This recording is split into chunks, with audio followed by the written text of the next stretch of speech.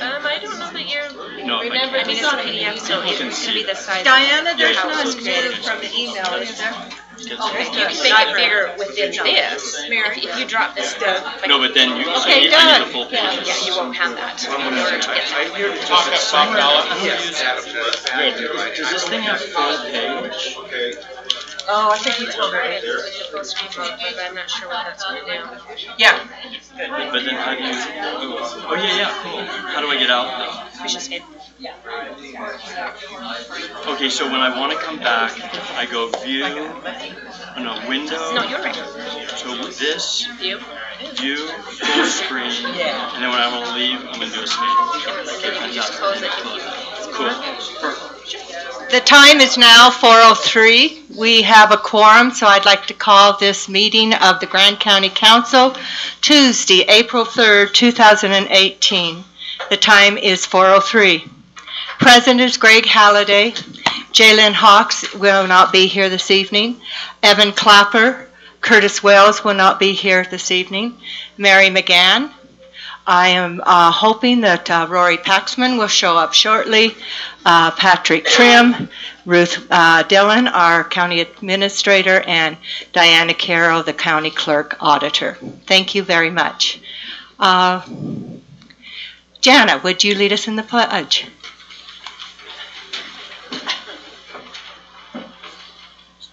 To the flag of the United States of America and to the republic for which it stands, one nation, under God, indivisible, with liberty and justice for all. Thank you. I'd accept a motion to approve the minutes for January 30th, 2018 and February 6th, 2018. So moved. Second. Okay, motion by Evan Clapper, seconded by Greg Halliday. Are there any discussions or corrections? We don't have Jaylyn here. I read them, I didn't see anything. Patrick? No. Okay. Seeing no discussion, we will call for a vote. All in favor of accepting the minutes? Minutes pass 4-0. We are now to the part of the agenda where we ratify the payment of bills. Madam Chair, excuse me, do you want to postpone the rest of those minutes, February 20th to March 26th? Oh, yes, thank you. Okay. I'd like to make a motion that we postpone the approval of minutes from February 20th, March 6th, March 20th, and March 26th. Second. Next meeting. Motion by Evan Clapper, seconded by Greg Halliday. Any discussion? All in favor? Passes 4-0. Thank you. Now we're to the ratification of bills.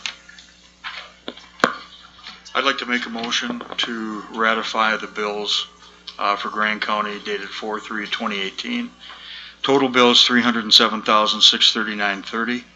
Total payroll $259,011.40.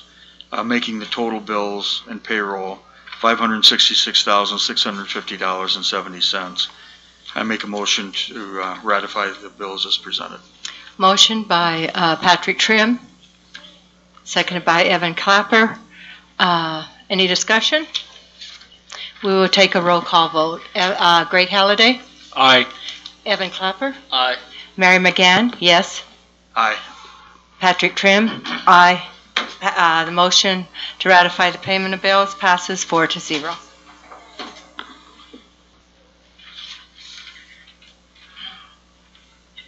Now we are now to elected officials report, and we have a TAP award. Okay, Doug, you want to introduce yourself and. Good afternoon, Chairman and Council. I'm Doug Folsom with Utah Local Governments Trust. I am the loss prevention manager there and the loss prevention consultant for Grand County. And I'm here today to present your 2017 Trust Accountability Program Award. The TAP Award is in recognition for implementation of risk management best practices. Grand County has received this award 4 years in a row now, and it has some very significant benefits for the county, among which are some financial benefits. There's about maybe a little over $11,000 total financial benefits to the county for receiving this award. That's between cash award as well as discounting on your workers' compensation program and especially for receiving that award in consecutive years. The award requires implementation of best practices such as functions of the safety committee, safety training programs, driver qualification programs, workers' compensation claims management programs, among others that help to ensure that the county is implementing best practices for safety and avoiding liabilities. The program especially focuses on identifying problem areas, deficiencies, and correcting those, and addressing incidents that occur so that we identify ways to not have reoccurrences when an accident or unwanted incidents happen. So I'd like to congratulate Grand County again for receiving this award, especially members of staff and members of the safety committee who put in a lot of work to make sure that these programs happen and are being done not just to receive the award, but are being done in a very effective manner. So thank you very much. Thank you. Thank you. And I have the physical award that can join the other ones that the county has in the office over here from previous awards. So thank you very much. Thank you. Thank you. Chairman, can I just add really quickly that the reason that Doug's reporting under elected officials, that the insurance coordinator falls into my office, and that is Janice Smith. And without Janice's work, we probably wouldn't receive this award every year. She puts in a lot of hard work.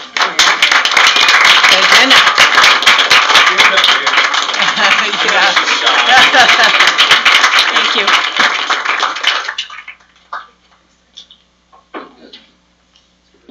Thank you, Diana. Council Administrator report. Okay, I want to report on the progress with the Emergency Medical Services Special Service District formation, not yet formed.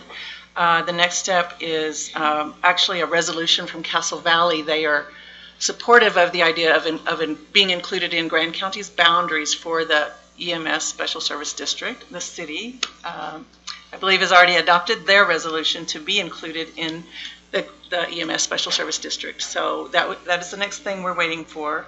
After that will be the County Council will deliberate on adopting the final resolution, along with appointing those applicants. We have 4 applicants for 4 seats, and we would need a council liaison for the 5th seat. So that's in the next, I'll say next month, perhaps. Things are coming along. Thank you. That's my report. Thank you very much. Okay, department reports. Carrie Valdez, Public Library report.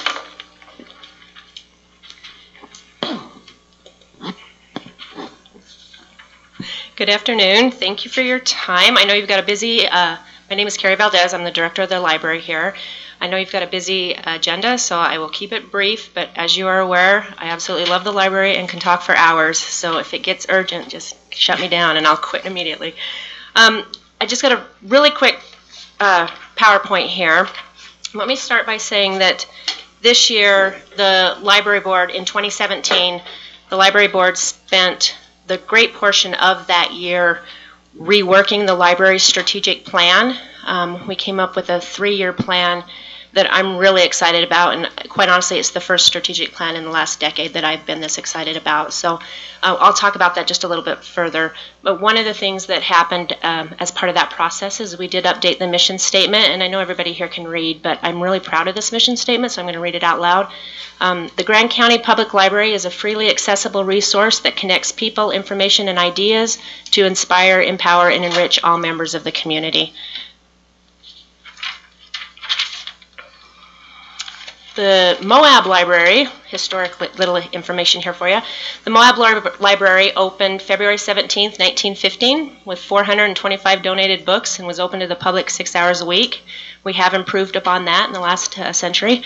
We're open 75 hours a week. 63 of those hours are here in Moab, and there's 12 hours a week additionally at the Castle Valley branch. We have about 50,000 items for checkout, and we add about 5,000 new items each year. Currently, we have a little over 7,000 active library cards, which is pretty remarkable considering Grand County has a population of less than 10,000 people. And we add about 800 new library cards each year.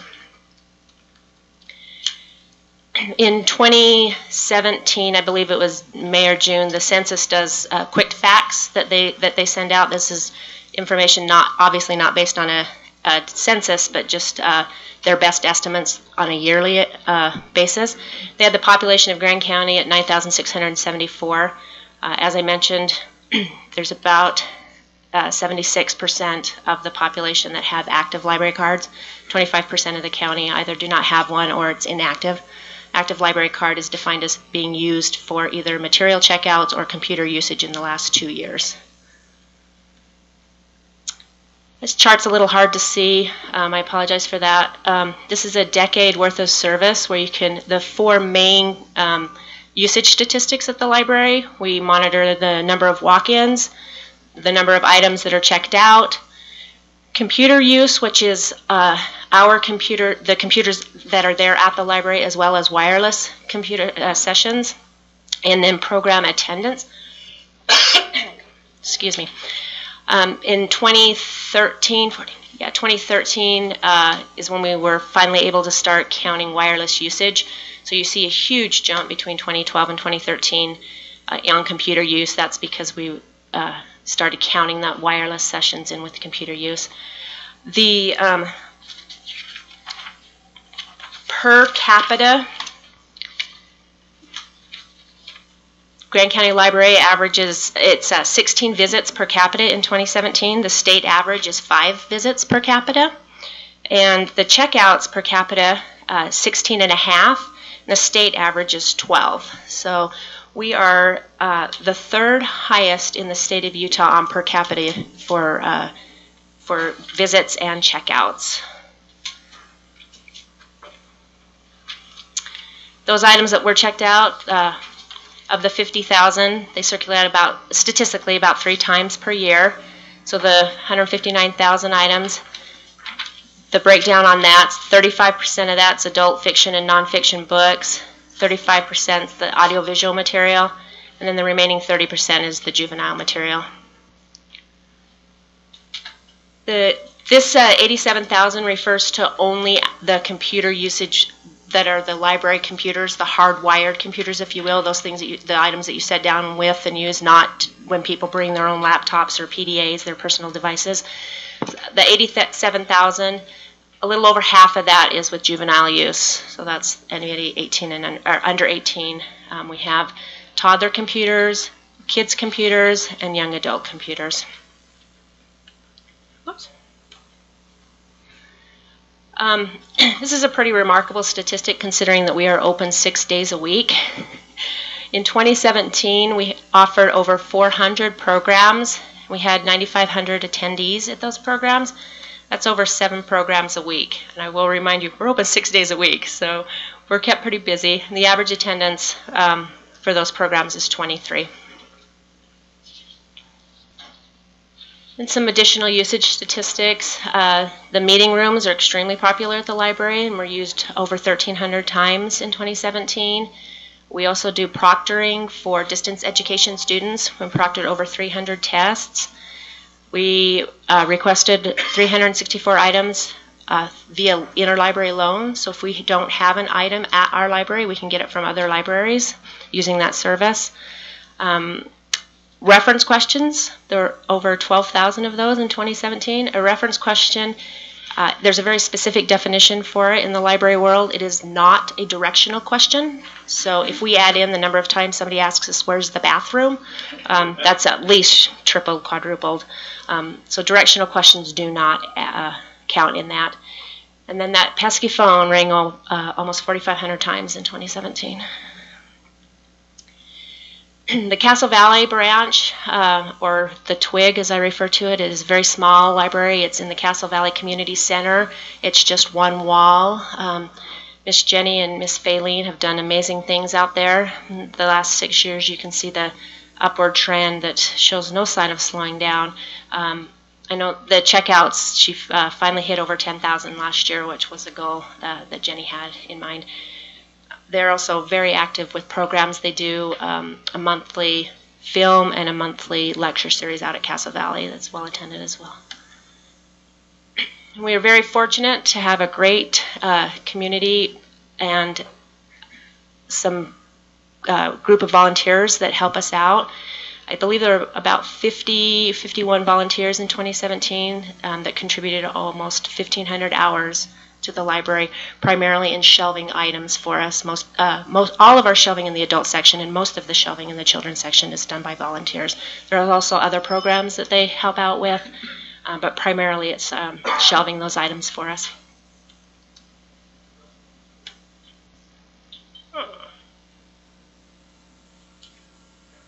Technical difficulties? Okay, I was going to say it's showing on the screen. I don't know why it wasn't. This, as much as I don't like numbers, you give me a word and I can alphabetize it for you in a split second. Don't do so well with numbers.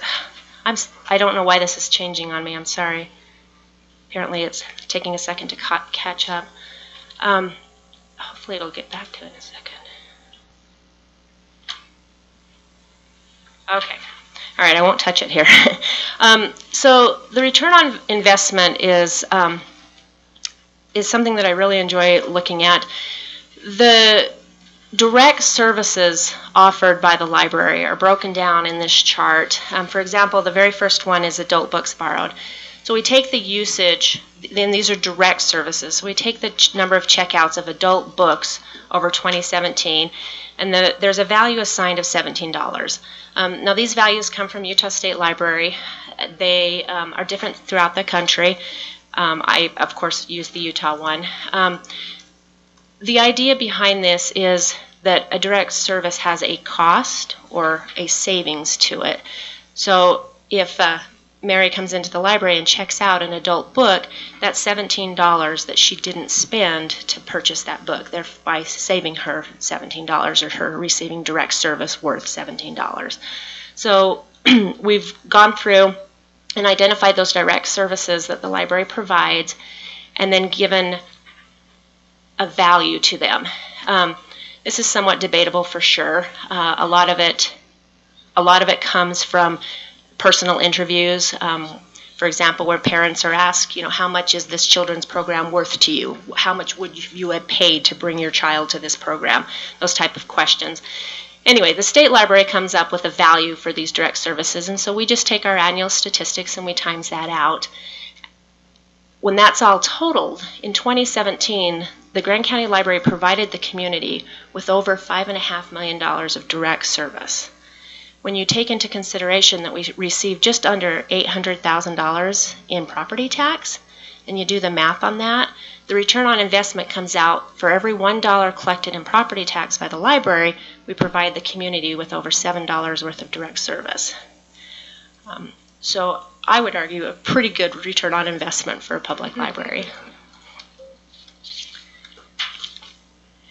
I don't know if this is going to work out. There's one more chart, there's a couple more slides, but the other one that I wanted to talk, there's the patron comments. The thing we hear the most is how much people love the library, which there's reasons for that. Really very briefly, I just want to touch on the 2018 to 2020 strategic plan. This is a great document. It is available online at moablibrary.org. I'd encourage anybody with interest to check out that entire thing. The library board, in different ways and different usage, such as for children's programming or specific types of ideas, have prioritized these three ideas. This is outreach to the community, partnerships with the community, and limiting barriers to access for people within the community to use the library. So for example, the outreach, we've just applied for a LSTA grant that would provide hotspots for circulation where community members could check out hotspots and then have Wi-Fi access wherever they're at, along with Chromebooks, laptops that would go along with those, where they could access information outside of the library.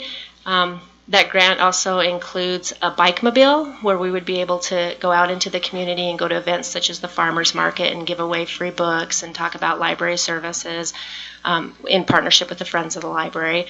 So we're really excited to look at how to get out into the community instead of having the community come to us. The partnerships is another, again, exciting area for me. Grand County is isolated and rural, and we have limited resources, and it always makes sense to partner with organizations when providing services to the community, so that you are, instead of competing for those limited resources, making the most of them, getting the synergy out of them. And then limiting barriers to access. We're just looking at those institutional things that are in place that may negatively affect a person's desire or ability to use the library. So that's kind of the direction that we're headed in for the next couple of years. I have a pamphlet here that is available on the back table, and if you don't mind taking one, you can just peruse through that. There's some just some brief points, most of what I've talked about here this afternoon, and just some additional information about the library. So unless there's any questions, I will stop talking now. Are there any questions? Oh, I have a comment. Yes, ma'am. My 3-year-old granddaughter, when we asked her where her favorite place to go was, I expected it to be grandmother's house. But it wasn't. It was the library. It's her favorite place in town to go to. So thank you. Thank you.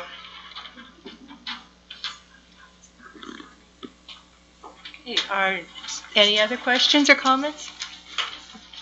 Okay, our next department report is a brief update on the San Juan County Spanish Valley Area Plan. Zachariah Levine.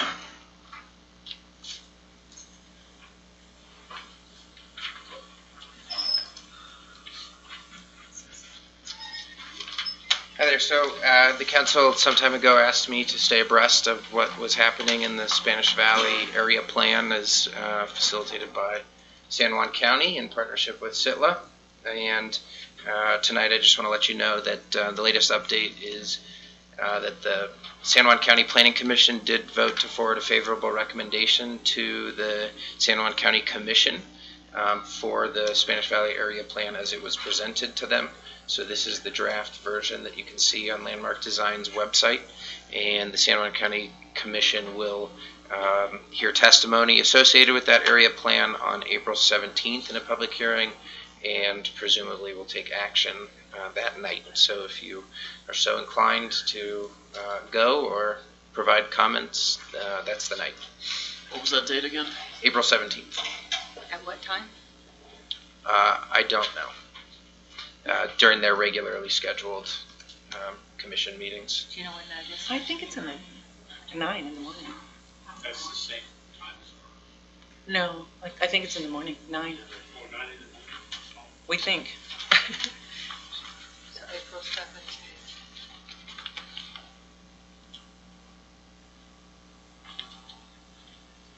Any other questions about the Spanish Valley Area Plan?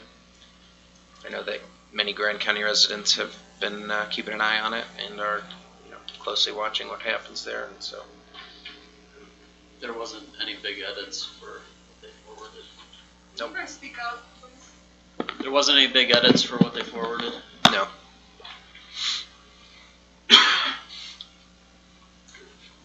Any other questions? Be nice if at least one of us could be there. So we could maybe talk about that through email or such. Sure. Okay. Any other questions from the council? Thank you, Zachariah. Thank you for doing that. Sure. keeping us I'm abreast. staying up here because I'm the next item as well. Okay. And brief presentation on the priorities identified by the Grand County Planning Commission. Sure. So this year, for the first time, to my knowledge, our staff held a retreat for the Planning Commission. We held this in February ahead of a Planning Commission meeting. We had the full Planning Commission here for a half day in the morning. And as shown in the agenda summary, we covered a number of topics, including the Planning Commission bylaws, the product of which is something you'll see in your consent agenda later today, just some minor changes made to that. We covered Robert's Rules. We presented the county's website and our department's website, which is a fantastic resource for not just the Planning Commission and you all, but for the public. We presented the online land use code, which is a very easily navigable digital version of our land use code, and it reflects changes as they come, highlighting them and then linking to the ordinance. It's a great resource. We presented other resources that would be of value to the Planning Commission, and then we engaged them in a conversation about what their priorities could be for 2018. There are a million things that we could work on as staff and Planning Commission, and rather than just being responsive or reactive to land use applications that come across their desks, we wanted to engage them and find out what they wanted to be proactive about. And so I wanted to present to you the priority areas as identified by the Planning Commission, in part so that you're aware of where the Planning Commission is at, and in part because the County Council could play a significant and leading role in some of these areas. So there were sort of two very clear tiers of priorities, and the first tier, the top tier, was working on a small area plan for the US 191 South Corridor. So this would be, basically from city limits going south to the county line, working along the highway corridor. Continuing to work on the assured housing and high density development overlay possibilities. I know we haven't talked about that in some time, but you'll be getting an update soon on that. We've been doing quite a bit of work regarding future land use planning. Reviewing and updating the land use code use table, one of our priority areas being removing conditional uses from that use table and moving more in the direction of having either permitted uses or non-permitted uses. And for those that are currently conditional uses, trying to really tighten up the use standards. And this is something that mirrors what's happening throughout the state and is recommended by the ULCT and UAC and the Land Use Law Institute, the Utah Land Use Institute, and others. And then also doing a small area plan for the US 191 North Corridor.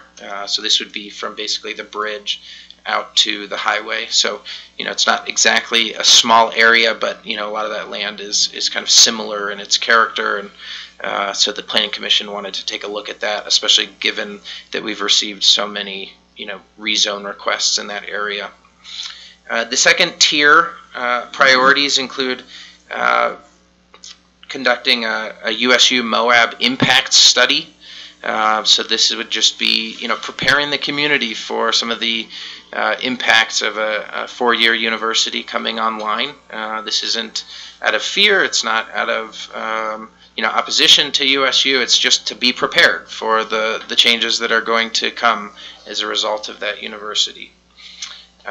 Coordination between Grand County, the City of Moab, and San Juan County. The Planning Commission acknowledges that they are not going to play a lead role in this, but they identified it as an area where they think the county could provide some leadership. That's obviously an area that the County Council could and in my opinion should take a lead role on. And so, if you want to engage the Planning Commission a little bit on what they meant by that, I'm happy to facilitate that conversation. Kind of as a related component to this, they would like to meet on a semi-regular basis with the County Council so that, both of these bodies are kind of in step with each other, given that you work on a lot of issues that relate to both. Creating a Parks, Recreation, and Trails plan for the county. We don't currently have a Parks, Rec, and Trails plan for the county, and as of a couple of years ago, we removed the open space requirement from PUDs, and so right now there's nothing in Grand County Code that actually creates and preserves park space for our residents. And we know from decades of planning practice that public parks parks and recreational amenities are really important as a community grows and evolves, and that's what we're seeing in the southern portion of the valley. And lastly, understanding and incorporating natural and built constraints on development into the planning review and approval. And, here the Planning Commission was primarily thinking about water, but I think that they just want to have, a better sense of what some of the limits to growth are in the community. So those are the Tier 1 and Tier 2 priorities as identified by the Planning Commission, and staff has started working on a timeline to address primarily the Tier 1 goals with the Planning Commission, and that will start even as early as the next Planning Commission meeting, going through the use table. So any questions about that? Any questions? Okay, thanks. Good work. Judd Hill is going to give us a quick update on the airport and where we're moving there. Okay, thank you. Kind of busy out there right now. So to run through just some of the main items out there, our terminal project, this is the one funded through CIB and through Grand County. We are on schedule for major completion of work by April 20th. We are working with the contractor to absolutely guarantee to have all mission critical items, basically the TSA, everything associated with security, completely finished by May 1st. We're giving them a little bit of latitude associated with, if the new bathrooms aren't completely ready by the day we open, we still have our existing bathrooms, but as long as the mission critical items are functioning, we are on track for that. With the terminal, yesterday was visited by Mark Lewis. He's the Federal Security Director, basically the very top person for Homeland Security for the state. He came down along with the Deputy Federal Security Director and the Assistant Federal Security Director. They all did a site tour with me, and fortunately they didn't find anything wrong. So they gave their blessing, and so we're pretty good on the terminal. We have our Crosswind runway, the new runway that we're building, and people have been wanting to make it happen for 20 years. We did get it open this weekend. So the airport is still closed. So for all outside pilots, the airport is closed. With explicit written permission from me, entities can use that runway with a very specific set of guidelines, basically that starts with a on-the-ground site inspection with me to follow specific guidelines so that it can be done safely. But we do have some of the businesses back up and running at the airport. UPS Freight was flying out of there today. So 20 years in the making, we got that going as well. That's the Crosswind, the brand new runway. So it's a second runway that will be a long-term addition for the airport. So our primary runway still tentatively has that April 30th completion. We have had a couple of hiccups over the last couple of weeks due to weather. The oil supply for the asphalt, unexpectedly that plant shut down. Unfortunately, we had to reject some of the initial asphalt and they poured asphalt and made it look like a runway, and we told them to tear it up. It didn't quite meet our specs. And it's either what we asked for and what we paid for, or they can redo it. But the paving is underway. They are going 7 days a week, looking at ways we can catch back up and try to get ahead of schedule. Right now we're a couple days behind, but we have some flexibility and some, basically again, everything is based around mission critical items for commercial service on May 1st, and we're still tentatively right there. The other projects going on out there did have another hangar break ground today. The stormwater system that you funded last month, it should finish later this week. Another hangar is just about finished up. Slab being poured on a third hangar. 2 weeks ago, awarded the contract for a grant we received to do crack seal and fog seal on our taxiway and on our ramp. That project's starting next week. Been doing a lot of work with Homeland Security and FAA on the updating of all of our documentation, because we're changing classifications of airports by going to jet service. I can talk to you more about those, but have to be in a closed session just due to the nature of those documents. Working on, very briefly with Zach Ryan, and need to do more follow-up to build a new parking lot this month. what else? We also have it. The first round of it just closed yesterday, but an open call for local artists in our new terminal building. We are wanting to showcase and do rotating a couple times a year of showcasing local artists. So displaying the art within the terminal as well as sculptures outside. So that first round just closed. That's being headed up by Karen Guzman-Newton of the City Council. She's the city representative on the airport board, and she's been leading up a really active group with the local artist. And then finally, the grand opening is still scheduled for June 2nd. And so that will have everything from bring your kids out. The EAA chapter out of Monticello is going to be giving airplane rides to all kids 8 to 17. If you've never been in an airplane, go for flights, showcasing all the businesses out there, ribbon cutting type ceremonies for a runway and runway and terminal building. And other than that, that's about it going on right now. Any questions? Comments? Can we see why he is the state's manager of the year right here? Our very own? So. Very proud. Thank you, Judge. Thank you. That is the completion of our department reports. I do not see any agency reports. We are now to citizens to be heard. Do we have any citizens to be heard? We do have recognition. I would like our VISTA volunteers to come up and stand by the table. Our VISTA volunteers.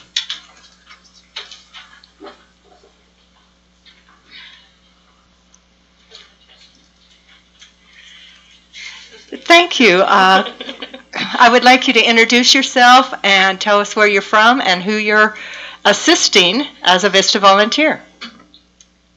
I am Margaret. I'm from Virginia, and I'm working at the Moab Free Health Clinic. Thank you. I am Zoe. I am from Oregon, and I am also working at the Free Health Clinic. Thank you. I'm Claire. I'm from Kentucky, and I work for Community Rebuilds. I'm Sam. I'm from Virginia, and I work for Canyonlands Field Institute. And I'm JD. I'm from Texas, and I work here in the county's Community Development Department. Thank you, and thank you very much for everything you do and what you bring to our community. Thank you.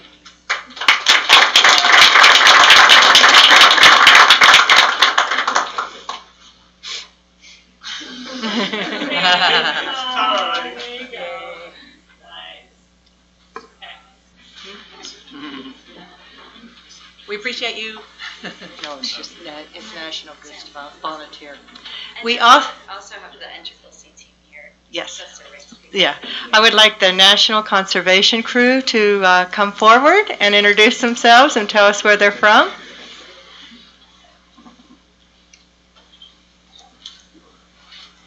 Woo, look at all these volunteers. The National Civilian Community Corps.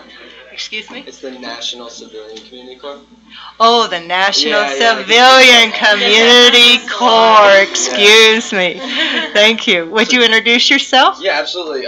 My name's Scott Myers. I'm from New York State. I'm the team lead for this team. We're working with Canyonlands Field Institute, working out in their field camp. And we've been here for about a month, and we're heading out of here Thursday. We'll go down the line and explain and introduce yourselves. I'm Delaney from New York. And Youth Garden Project, sorry. And Youth Garden Project. Okay. I'm Antonio from Texas. I'm Ricky from New Mexico.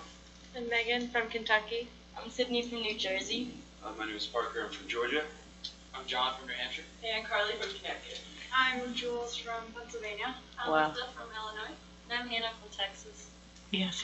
Could you tell us briefly what you're doing at those two places? Just Yeah, absolutely. So at Canyonlands Field Institute, we've been working with different organizations and other volunteers to revamp the camp, make it more accessible for the students that come and learn from there. We helped revamp the land to prevent water erosion and better use of the water that comes down.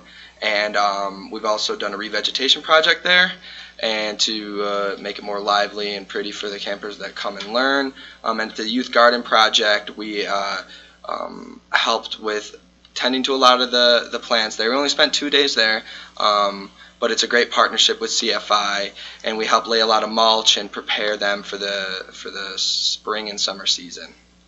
Yeah. Thank you so very much. We're fortunate to have you. Thank you.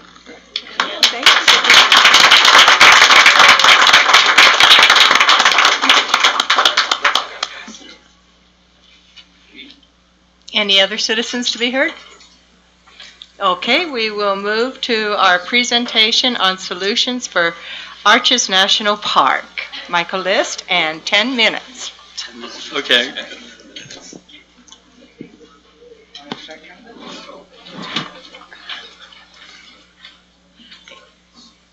When he starts, don't start before he starts.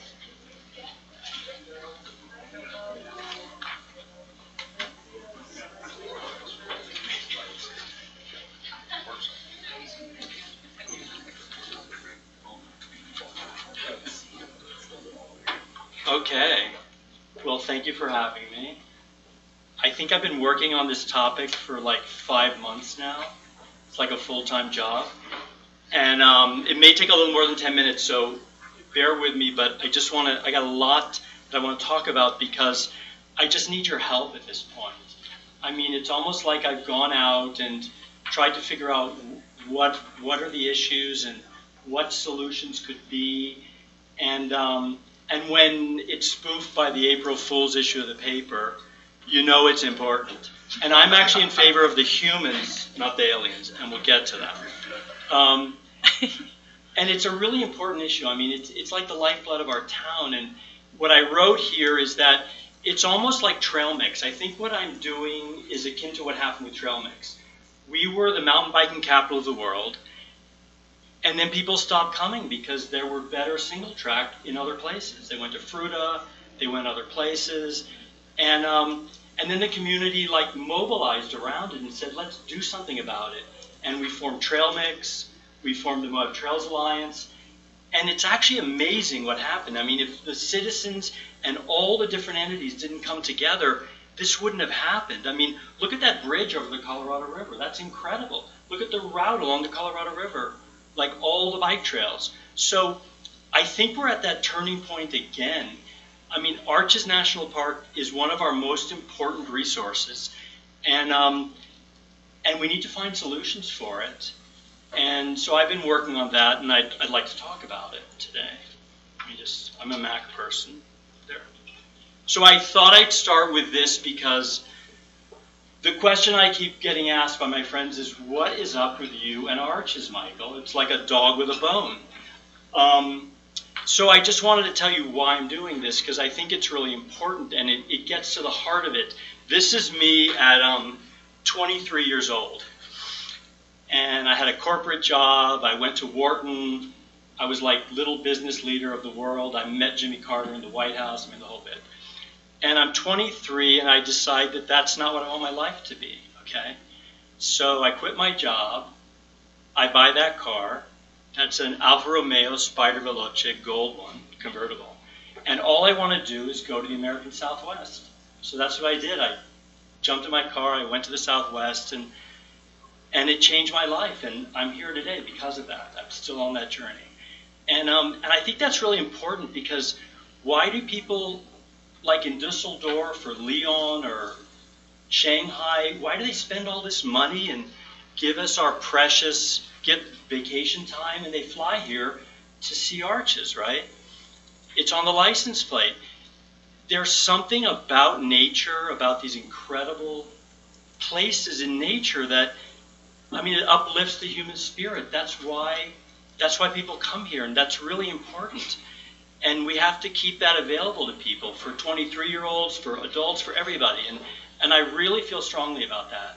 So when I heard this reservations thing, it just didn't feel right. It's just not right. And I decided to look into it, and I've never been a community activist before, so it's all new to me. So I wrote this article like 3 weeks ago, and I tried to lay out what the problem is so we can figure out how to solve it, okay? And as I see it, it's not that the park is so crowded, it's that it's designed to contain everybody in a really limited space, okay? There's one entry road. You basically go to 3 places: Windows, Delicate Arch, Devil's Garden. There's 15 hikes. And if you look at the brochure, there's 20 arches. You know, we've all seen the brochure. There's 20 arches. And then when I went, I go all the time. The best part of this for me is I've met so many people in the community who work for these different agencies, there's a guy at the info booth in the visitor center who knows everything, okay? And did I put it here? Yeah. And he showed me these books, and I went out and bought them. They're out of print. You got to get them from antiquarian bookstores. These 3 books list the 2,100 arches in the park with maps where they all are. I mean, it's incredible. I had no idea. I mean, if we only listed 40 arches in here instead of 20, that disperses the crowd that much more. I mean, the park has so many resources. It's just a matter of figuring out how to manage the people and the transportation so they can enjoy them. So here's what I came to talk to you about. I have 9 suggestions. And I think what's important is, like trail mix, is it's like if you talk to the park, what the superintendent says is, listen, I have the boundaries of my park and my budget, and that's what I have to look at. Well, you guys, you're the only entity that can look at this from the broad perspective. How does it involve the Park Service, the BLM, SITLA, UDOT, the state, Utah Office of Transportation, like everyone, UMTRA's here. So I've been looking at it from that perspective, almost like I was your consultant. Okay, so I want to go through this. Okay, and first we better talk about this, because a lot of you may say, well, I like the reservation plan, why don't we just stick with that? This is a really brief overview of the reservation plan and what the issue is, okay? The issue is that the government has to follow NEPA, the National Environmental Policy Act, okay? That's what they have to do. And they have to look at the effects on the environment. And in the report, they identified the 2 effects. One is local economy and one is visitor experience, okay? Okay, we're going to stick with local economy. So then what they have to do, they have to decide, 4 minutes to go? Okay, this is important, then I'll speed up really fast. This is important because what they have to decide is it a minor impact or a significant impact? If it's minor, they do a document called an EA, which is what they did, environmental assessment. If it's significant, they have to do an environmental impact statement.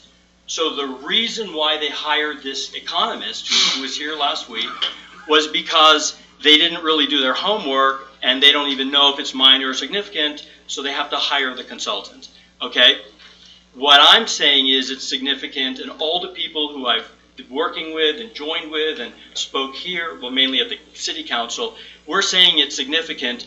Therefore, you have to do this document, environmental impact statement, and within that, you have to choose the environmentally preferable alternative. So that's the crux of this issue. So what I've been doing is saying, you know what, I can do that. Let's do the environmentally preferable alternative. So everything I'm going to talk about is how do you create not just a good national park, but the #1 national park in terms of sustainability, emissions, and being solar powered. Why don't we make Moab and Arches something great rather than just, we can't deal with it anymore, we need reservations. Okay, so these are the 9 things. This is the most important chart, and then there's the second most important one. So I've been working on transportation because that's what the issue is. Right now, you come in on the south, and then you go to the north. And I've been talking to all the, 5, they're really all the public transportation companies doing autonomous transportation. Okay, it's really interesting. And I'm learning so much and meeting all these people, and what finally came down to it is what you have, it's mainly for cities, right? In cities you have the subway system with all the stops, okay? And then they have the problem called last mile transportation. How do you get the person from the stop to their home? So they've invented these little autonomous vehicles. So I was really into it. It's forward thinking. If we're going to be this forward thinking national park, then I realized, one of them told me, because they actually went the next step, they analyzed the park, and they said, you know what, the technology is actually not ready. Okay, the technology is not ready because of LiDAR. The LiDAR is bouncing off the buildings and giving the computer a picture of the space, but our spaces are so open, it doesn't have anything to check it's where it is off of. It has to be totally pre-programmed using GPS, so it's not going to happen. So then it hit me, and this is the big idea, okay? Here's what happens. I'll stay here for the mic. What happens is we open the north entrance, but I'll get to that. You develop a main transportation route, which is in, oh, cool. Oh, cool, fantastic. Okay, we're down to 1 minute. We're done, okay. Maybe give me 2 more if you can. So this is the main transportation route, okay? And what you do is you put the parking lot here, you put one in the north, and there's only 7 stops in the park, okay? And you have a big bus, big vehicle, 40 to 50 passengers, okay? At each stop, you have a mini shuttle, a 10-passenger mini shuttle that's actually going to all the trailheads. So at Courthouse Towers, the little shuttle takes you to the top of Park Avenue, picks you up at the bottom. We do it throughout the park, and what we do is we can now open 10, 20, however many short hikes that we want, okay? Because now in this park, it's a driving park because you hardly can stop anywhere. It's like, it's what I wrote, congestion by design. If you can stop in all these places, and like right here, you get off at Balanced Rock, why not see Balanced Rock and walk to there? Okay? I've been working 5 months on this. I just need a little time. Okay, so what we're trying to do is get people out of their cars, okay? So I'm going to just run through real fast. So that's what the transportation thing could look like. We'll have electric bikes and a bike trail. I'll meet with you guys separately. This is big news. We met with Jeep this week, okay? Jeep Corporate. And this is amazing, amazing, amazing. We made a whole presentation for a 10-passenger shuttle.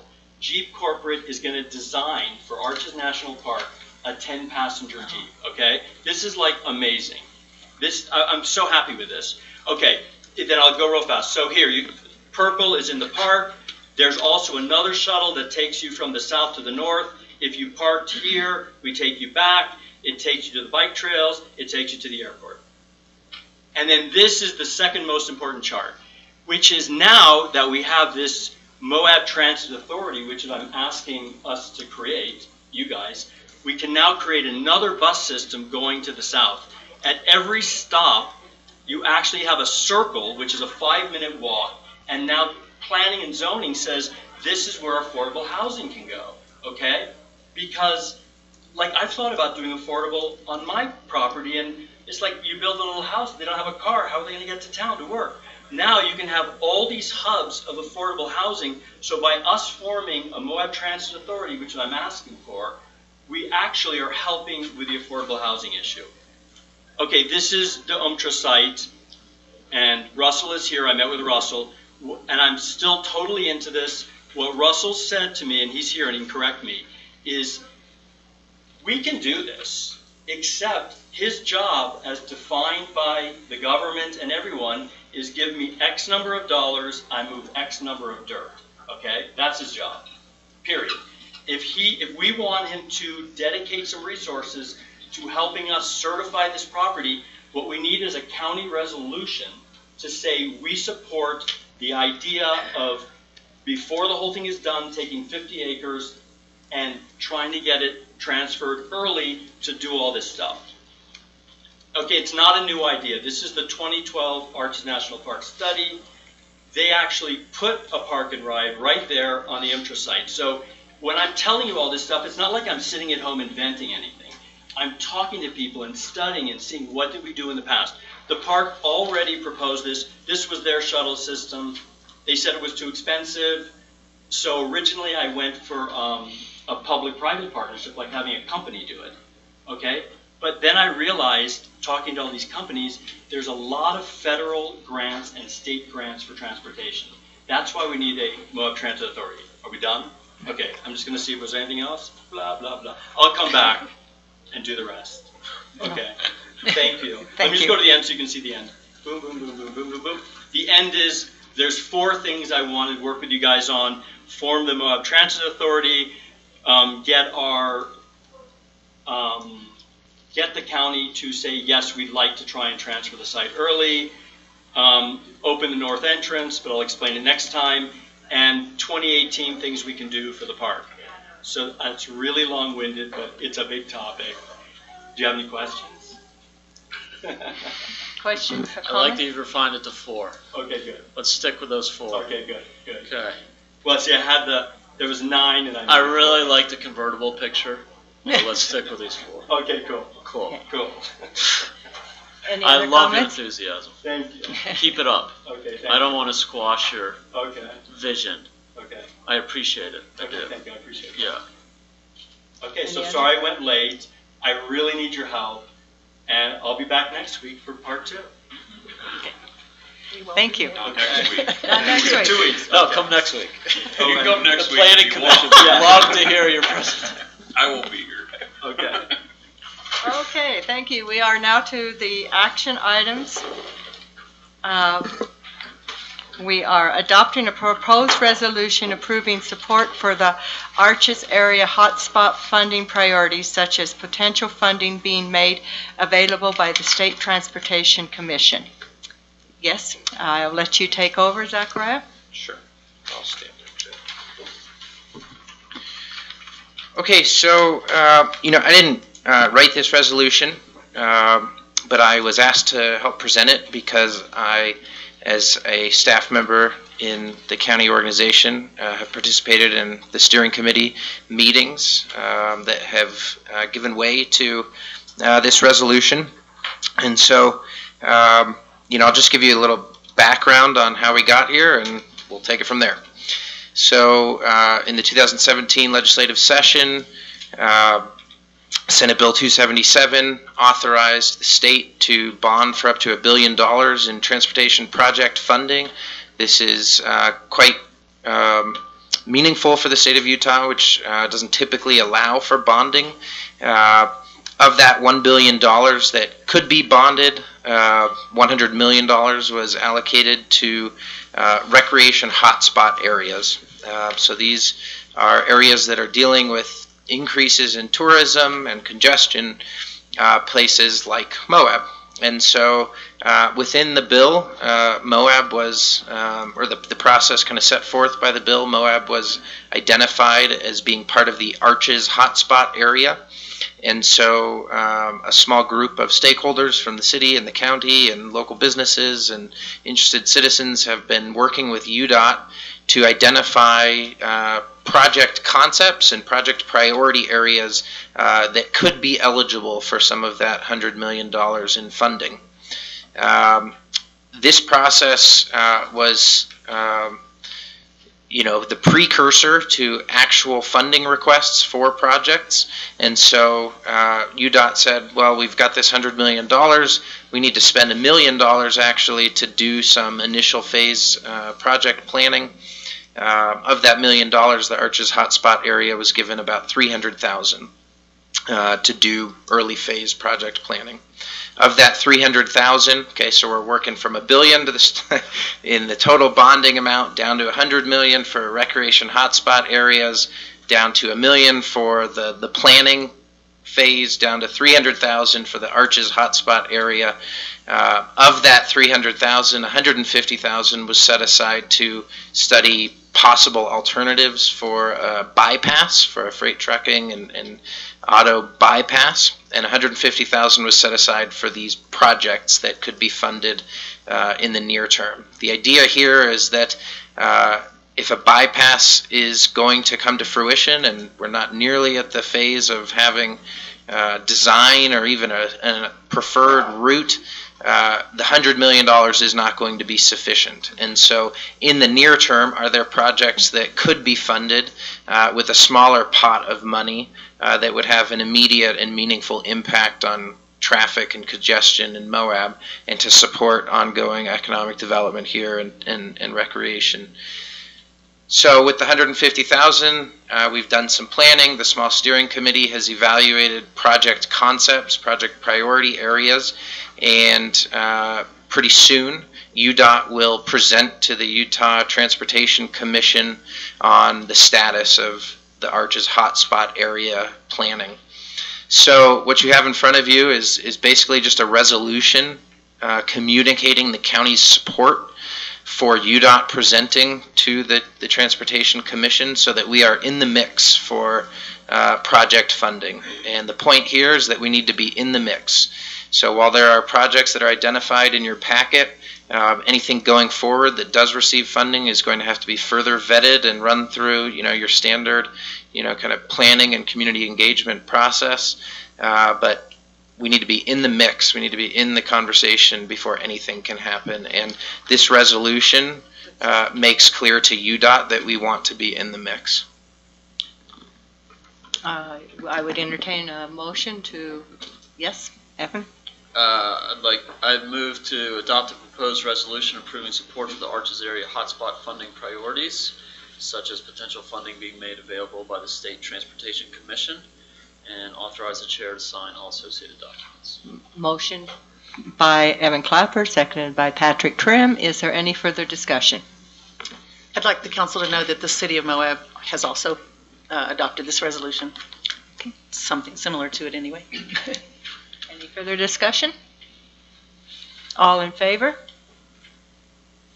Motion passes 5-0. Thank you, Zachariah.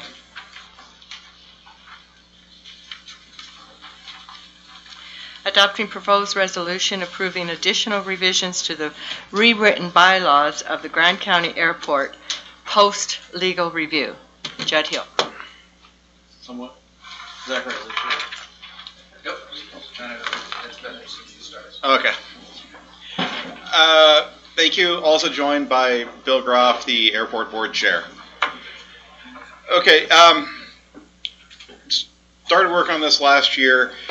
The airport board bylaws were written in 2006, and that was before the airport had any staff. They needed to be updated. Specifically, some of the major aspects, there were the original bylaws had 5 members on the board, but at least since I've been here, there's always been 7 members. So that needed to be adjusted. Also made updates to enable electronic attendance by members with prior permission of the board chair.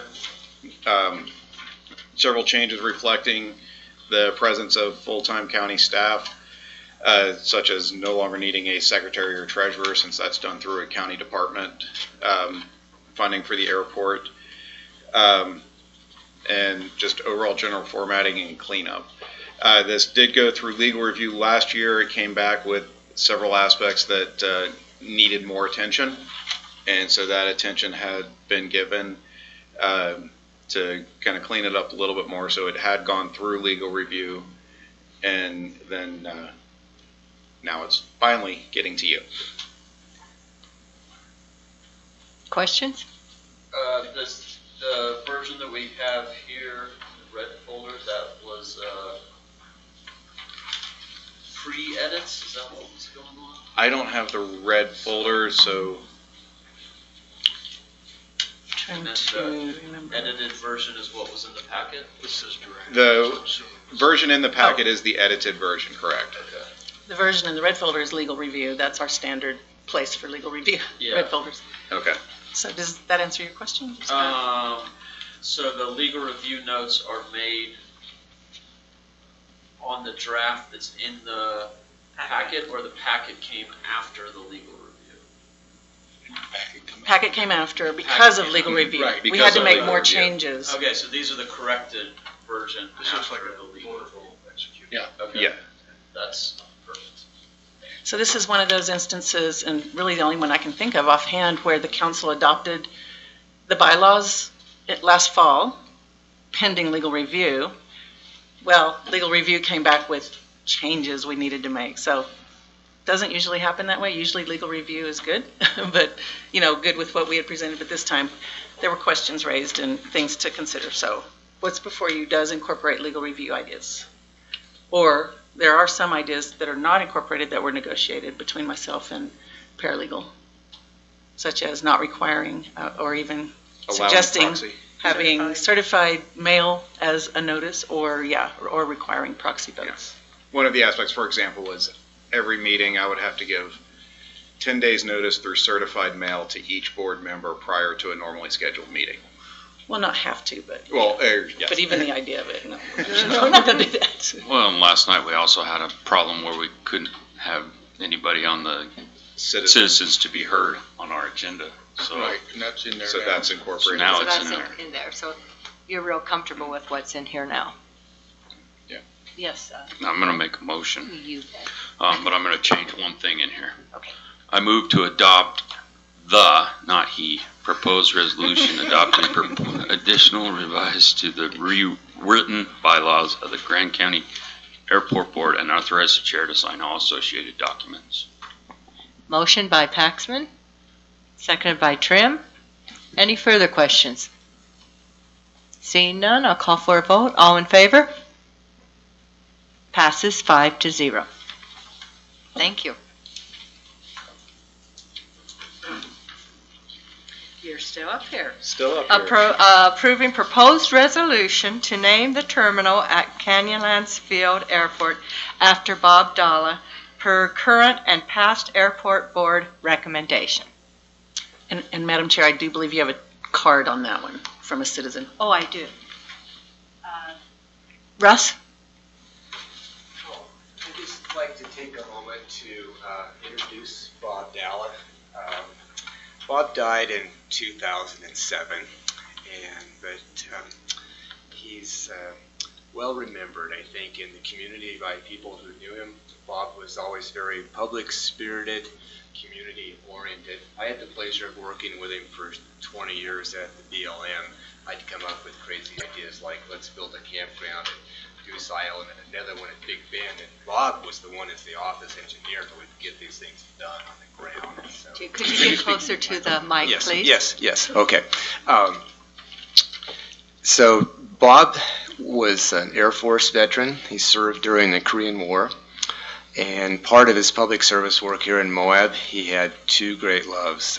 First one was the Civil Air Patrol, and he was squadron leader for Civil Air Patrol here for years, and provided an important safety component for search and rescue for aviators in all of southwestern Utah, and worked throughout the state on other searches and rescues during his many years of the Civil Air Patrol. His other great love in aviation was Canyonlands Field. He was on the county airport board for many years, served as the chair for years as well. And after he retired from the BLM, one of his big project was the former new terminal. Then back in 1999, I think that period. 98. Yeah, during that 98. period, Bob was kind of in his role as airport chair. I think at that time he was the county's liaison with the architects and the engineers, and he just really did a huge amount of work to put what was then the new terminal. Yeah, he did. Yeah, he was just amazing doing all that. So I fully support having the terminal named after Bob. I think it's well deserved. Thank you, Russ. Did he introduce himself when he came up? Russ Van Kolk. Okay, I didn't. I was looking at the resolution. Any further? So the base of this is that the airport board addressed this in 2006. It came to county council in a resolution recognizing, and I believe there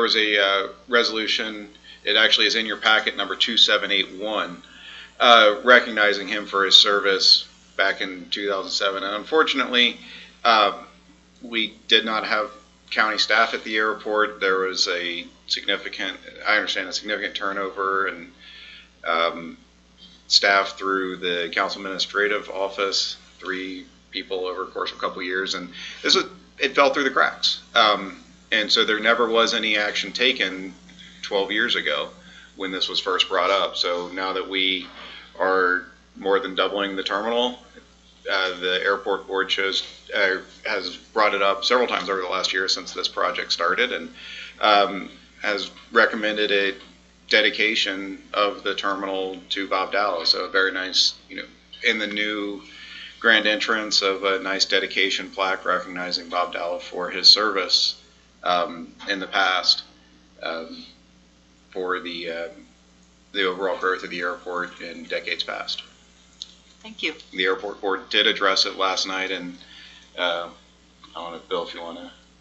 Yeah, we addressed it, and I'm leaving it up to you whether you want to call it the Bob Dalla Terminal or whether you want to dedicate it as recognizing Bob Dalla as a pioneer in the airport. Doesn't the resolution suggest naming them? Does it, Reggie? I thought that's either way is fine.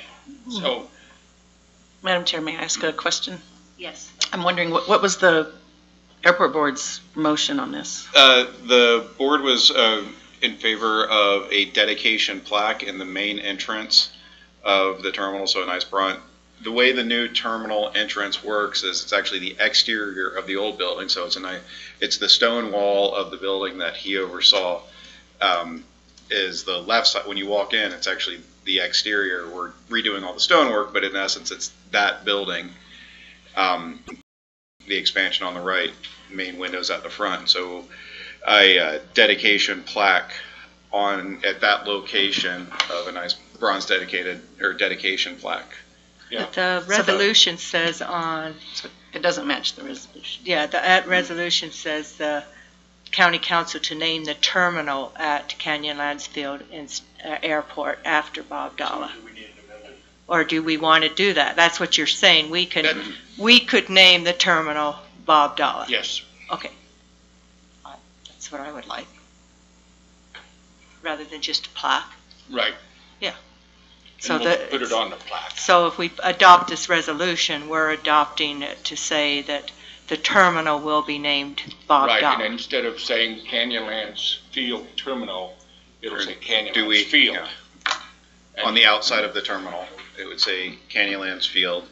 Inside on a nice bronze plaque, Bob Dalla Terminal. Right. Is that how it's written? Yeah, from what I read. That matches. That Okay. matches. Bob Dalla Terminal. Yeah, on a so plaque. yeah, inside. Outside. Canyonlands Field, Bob Dalla Terminal.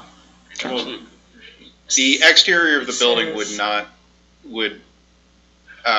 say Canyonlands Field. The plaque would say Bob Dalla Terminal on the inside. How did we, let's see. Yeah, so the airport's authorize Fields. that. Correct. And then there's different hangars and in the different, terminal. and the Correct. terminal is. Right. It's the Bob So Dalla Terminal. when you walk in the building, it will have a plaque stating the Bob Dalla Terminal. And that matches the resolution. Yes, it does. Then I'd like to make a motion. Then you get to go. I move that we approve the proposed resolution to name the terminal at Canyonlands Field Airport after Bob Dalla, per current and past airport board recommendations, and authorize the chair to sign all associated documents. Motion by Evan Clapper, Second. seconded by Roy Paxman. So I have a comment. So the resolution to me is not clear. It says with the appropriate, if we're talking about a plaque, I think we need to have the amendment say the plaque. It doesn't say that in the resolution. So any appropriate display could leave it wide open for anything, right? If we were talking about a plaque, I totally agree with the plaque. But I think the resolution needs to be amended to say a plaque. So I'd like to make a substitute motion. I don't have the resolution in front of me though. Here you go. Oh, I didn't get my packet. Oops.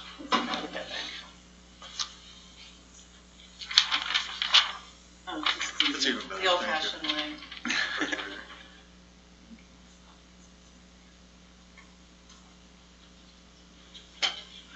Okay. I'd like to make a motion to publicly recognize Mr. Dalla's contributions and see, this doesn't. Oh, okay. So appropriate plaque naming at the terminal at Canyonlands Field after Bob Dalla, and it being a plaque, and authorize the airport director and airport board. See, this isn't the resolution though. So, and authorize the chair to sign all appropriate documents. I was thinking you could just say, this is the resolution. Perhaps could I make a suggestion? Sure. All right. So on the second page of the resolution, now therefore be it resolved that the Grand County Council hereby consents to naming the terminal at Canyonlands Field Airport after Bob Dalla, and authorizes the airport board, or the airport director and airport board to commission a dedication plaque I like that. for display For display within the building. Yep. Did you get that? We have it? We have it. Okay, that's the substitute motion. Yes? black would say Bob Dell. Oh, yes. Yes. Yes, it says right there, it says It says it right on it. Second. it will be named terminal after. Second, motion, substitute motion by Patrick Tim, seconded by Rory Paxman. Any further discussion? All in favor? Passes 5-0. Thank you. And just for knowledge, this would be dedicated at the June 2nd grand opening, where we will be inviting his surviving son. He lives in Virginia. His sister lives in Wyoming. I talked with them last year when this So they're came gonna be back here up for the again. So dedication? we'll be inviting them. Hopefully they'll be able to join us. Thank you. And you're all expected to be there. Yes. After, yes, we will. Thank you. Now we are moving to item N, approving the county's priority rankings of the short-term projects for the Permanent Community Impact Fund Board. Capital improvement list is voted on and submitted by various stakeholders, entities represented by representatives per the Southern Utah Association of Local Governments, SEUALG.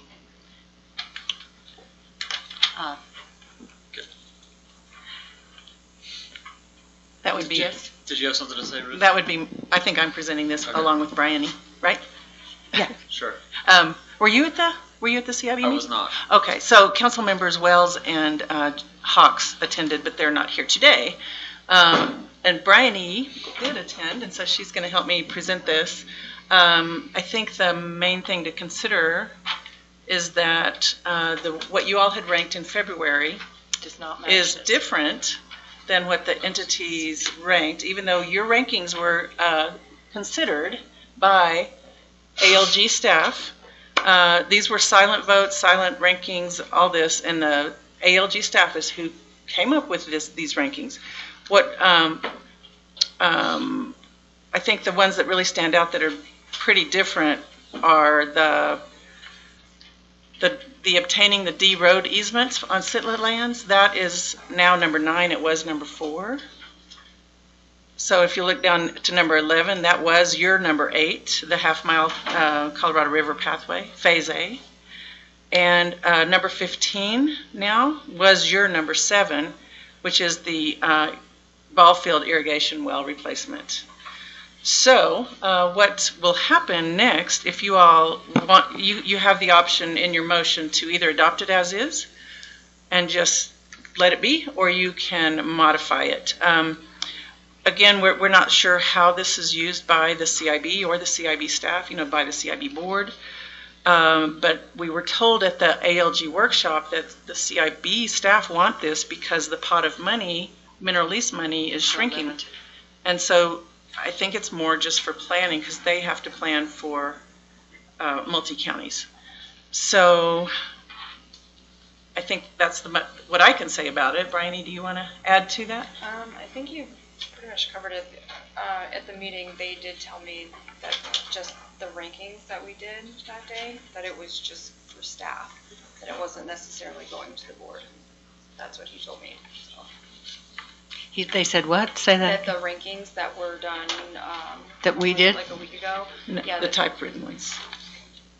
The ones in your packet. Those were just for the CID staff, not necessarily the board. And the board may or may not even see them. So. Did we have the EMS facility? We had that as number 1. Yeah. Right, so that is now number 2. And what jumped to number 1 is the fire truck for the fire district. And where was that ranked when we did? We had it, you all had it ranked as number 2. So they just switched. Mm-hmm. So how did the ranks get changed? I'm sorry. The rankings got changed through a stakeholder entity meeting. So all those entities within Grand County that are eligible for CIB funding, the city, Grand Water, I don't know who all was there. So EMS would have been there and said, I'm okay with this. Well, the county, EMS was there by representation of Wells and Hawks. Right. So, yeah. Okay, all right. So they, well, so it was a silent vote, so they didn't know the outcome. Greg? They didn't know the outcome. Yeah. Question, was there anybody from Castle Valley there? No. Okay, the problem is you've got number 3 ranking Castle Valley, fire district, fire protection water, 175,000.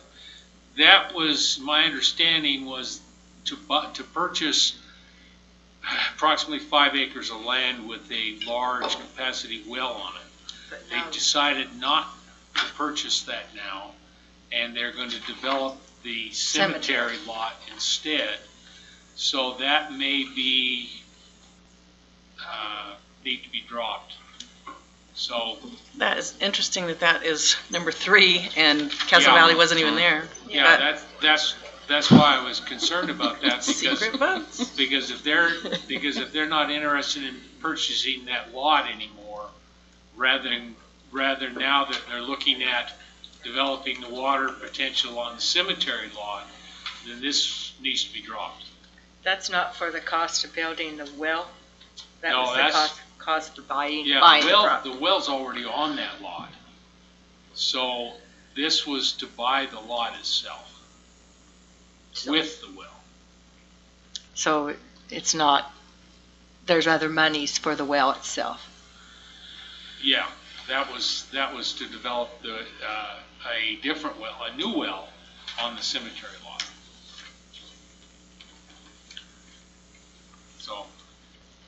So I will also add that if you all want to change these, this will be the 3rd list of rankings. You are certainly welcome to do that, as you'll see in the alternative motion.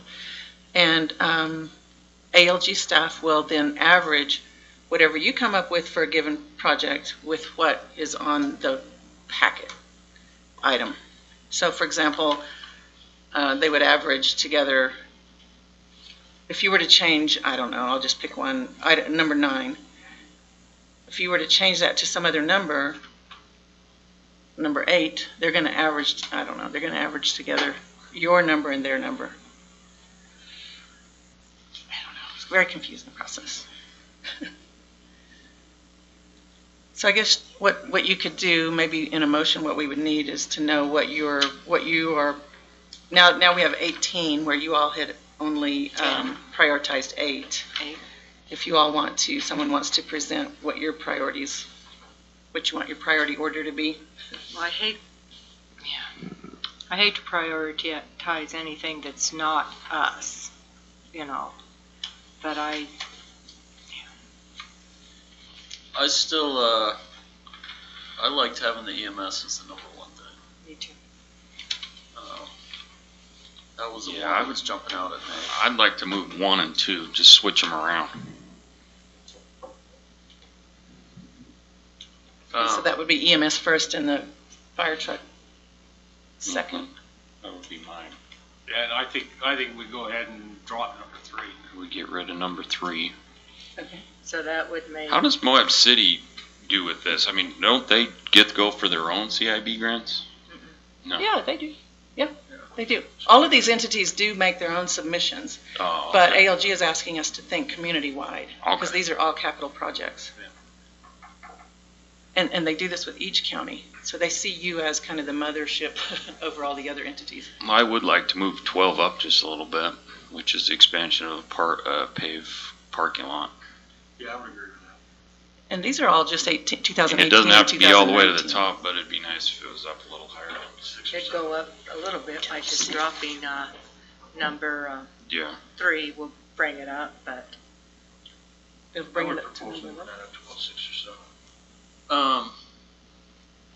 Brian, do you know how some of these B priorities got above other A priorities? Yeah, that's another thing, yeah. I honestly don't know. He had asked, I told him that the county projects were prioritized in a meeting, which I sent him that list, going through whatever it was. And I'm not entirely sure what he did with that information. Okay. Yeah. I don't know if he averaged them with When- the secret vote that he got. When do we have to have this turned in? I don't remember. I know that they want this in the minutes from the, I want to say by April 1st. So we could look at this again on the 17th if you all wanted to. By April 1st? I'm sorry, Because we're past April 1st. April Fools. Okay. Because when we did this before, we had a workshop prior to the meeting because it takes long enough to go through, well, where does this go and where does that go? I'm wondering if we want to do something like that and have us come. Well, I'm also with you that I do feel a little funny reorganizing other folks' stuff, especially since I wasn't at the meeting. And I don't know how much discussion there was around getting everybody on the same page, or if it was just kind of like, welcome, let's vote now, or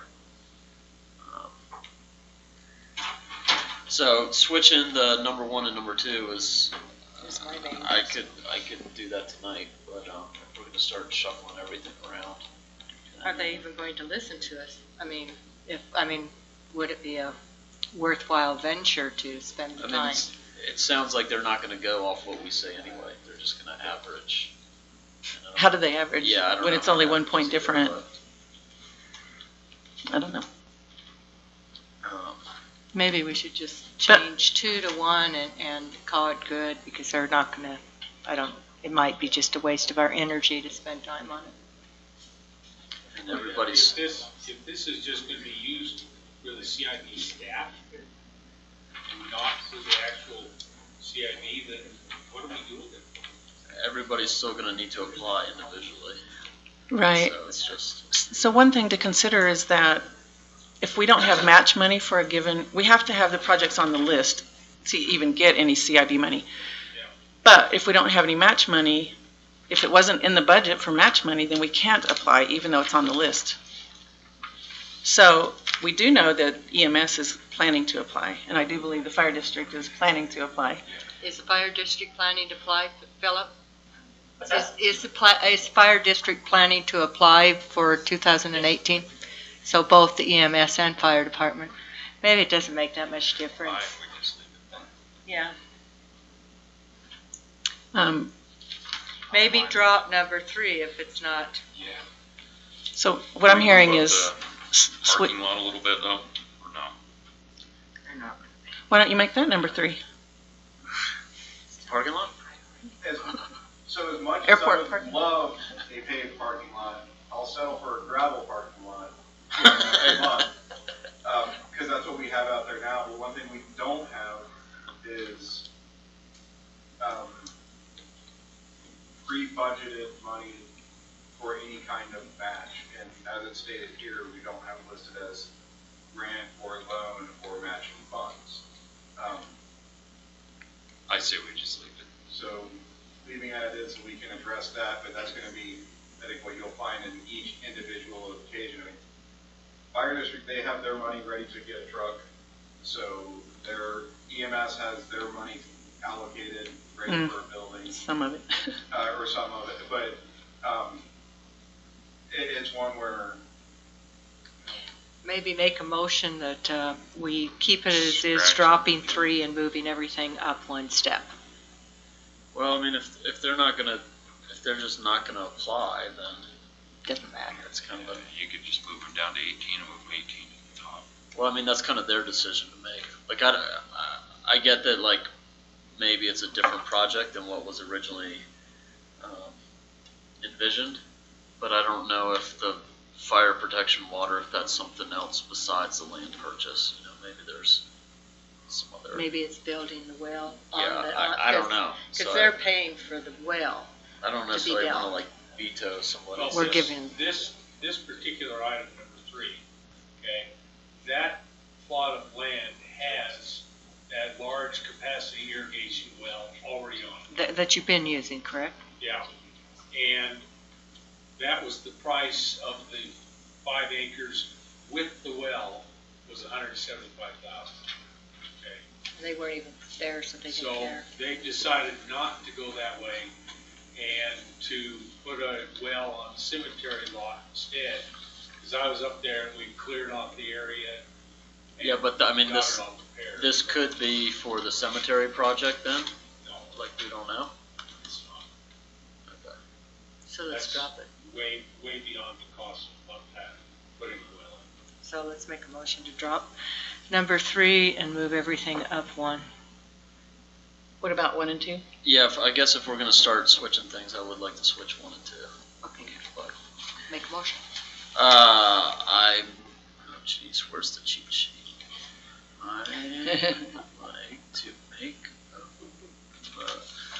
I move to amend the county priority rankings of short-term projects for the CIB list as submitted by various stakeholders, entity representatives per the Southeastern Utah Association of Local Governments process as follows: switching number 1 and number 2 respectively, and dropping number 3 to number 18, and moving every other one below up 1 spot, and authorize the chair to sign all associated documents. And with the understanding that the Southeastern Utah Associated Local Governments to average together the county council's amended rankings for a given project with the stakeholder entities ranking for the same project, and authorize the chair to sign all associated documents.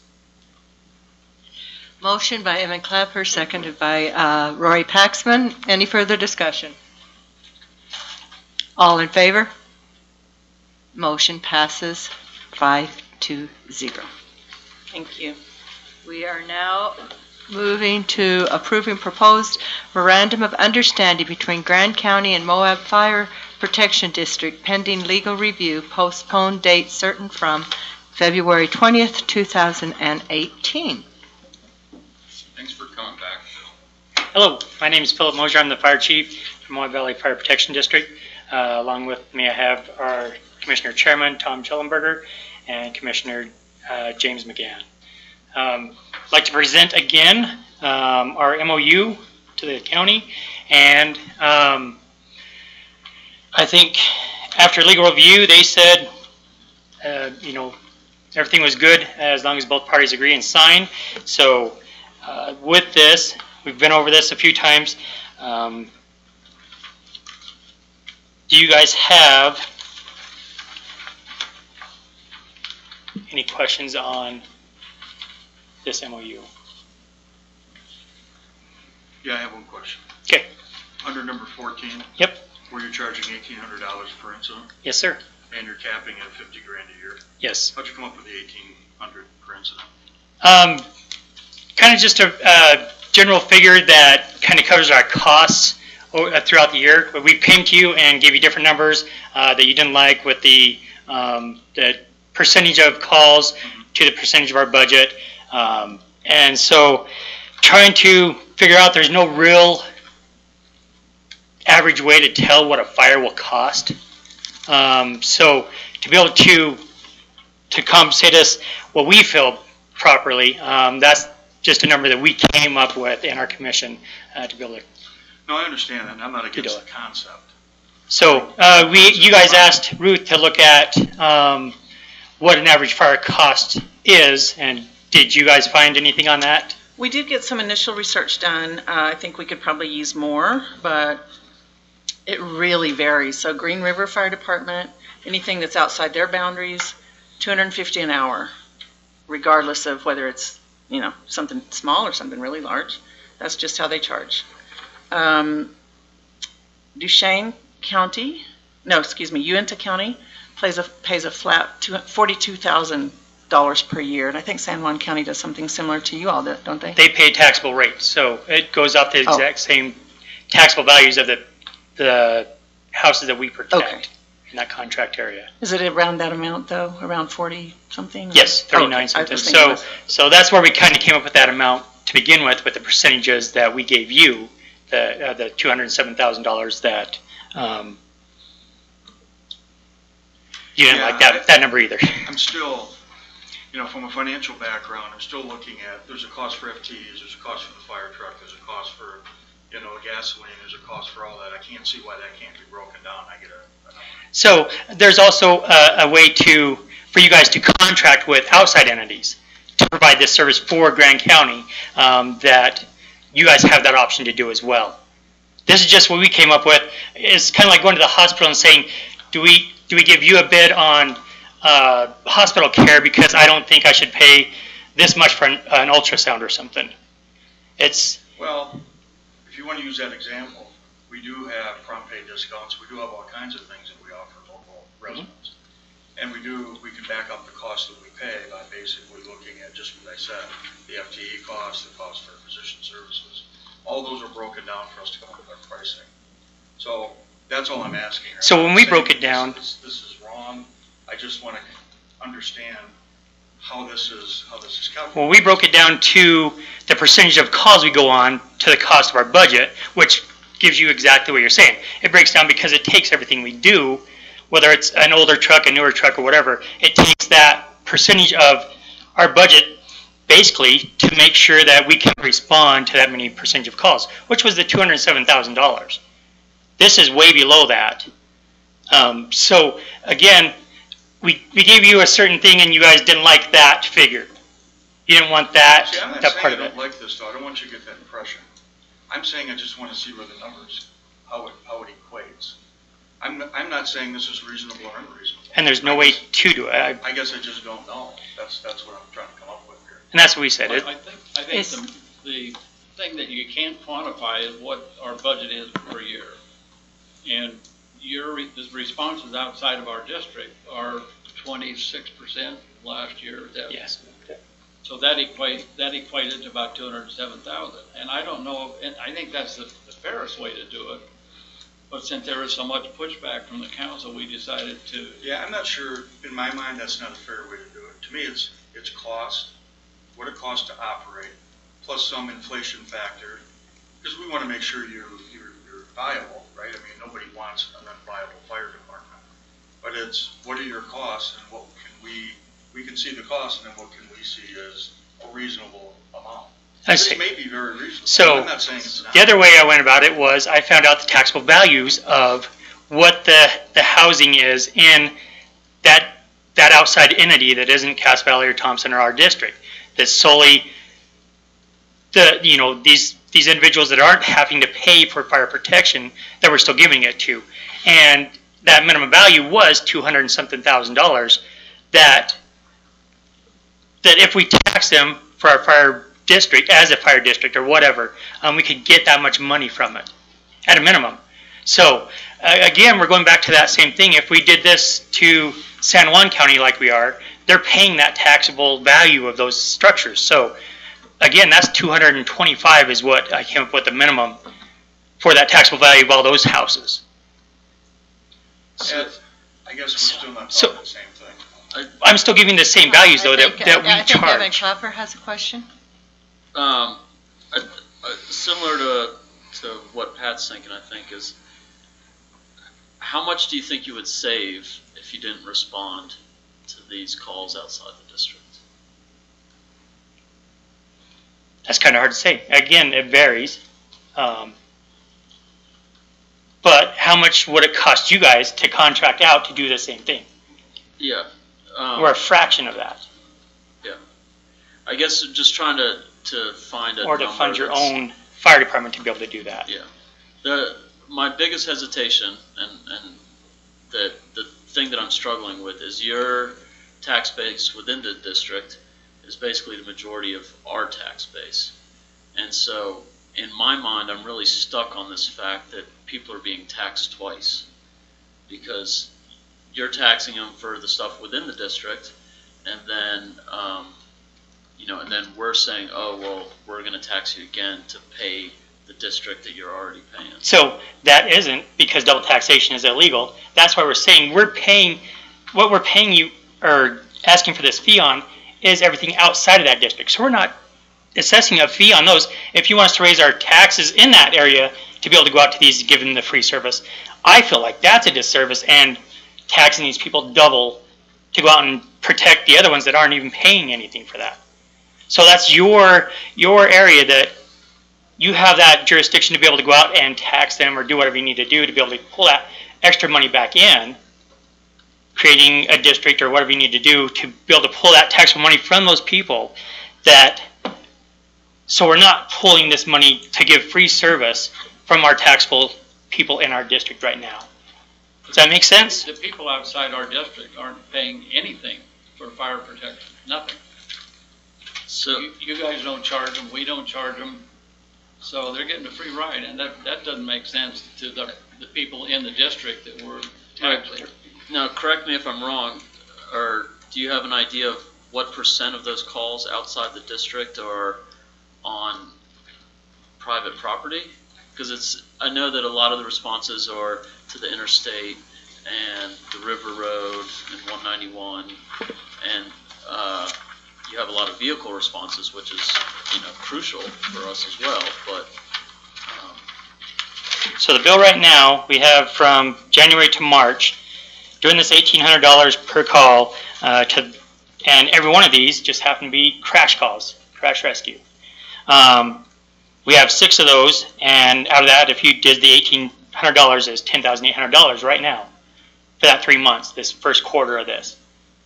So again, who's to say if it's a fire, a crash, or whatever? That's what we want to kind of blanket it and go, a call is a call. If you guys call us out, we're taking our people, that are working their jobs here and giving a free service out to this, no matter where it's at or what it is. But I guess that free service that you're talking about isn't, out of all these calls so far this year, not one has been to a private property spot. It's to a crash that how do you? Yeah. How do you want to quantify that? Do you say no? We don't go to crashes. We'll just do fire service. No, I'm not saying that. To your point of these homeowners out there are getting this free service, it sounds like the homeowners there aren't necessarily getting the service. I mean, a crash could just as likely be someone within the district or somebody from outside the county or outside the country, really. So I think we're splitting hairs here. I mean, we're providing a service for the county that the county is really obligated to provide. I mean, the county is responsible for public safety in the county. Do you agree with that? Yes. And that includes fires, it includes drownings, it includes wrecks, all of that. The fire department stepped up. We didn't even have to go outside the county. We stepped up and said we'll take over that function for the county, and we've done this. And we have the dive team, we have the hazmat team, we go out. We have the crash rescue that we didn't have 15 years ago. Patrick Trim? So this cost, let me just get a clarification on 14. This cost is for anything out of the district or Yes. all calls? No, out of the district. This is just solely in Grand County area. That's not in Moab Valley Fire District, not in Castle Valley Fire District, not in Thompson Fire District. So the language here says county will compensate district for fire suppression service for any supported services. Should that be changed? The language? That was your point. That's what James I said think we too. can clarify that. Yes. Yeah, I think That's in that, That's outside of our district. Right, outside of the district. I think Yes. that's because right. that doesn't. Right. Second thing is, how many calls did you have last year outside the district? No matter. 64. Oh, just to Grand County. I didn't get No, the numbers outside the for, district. I don't know. I didn't tally up Castle Valley or Thompson or San Juan or anything. This is what this would apply to, right?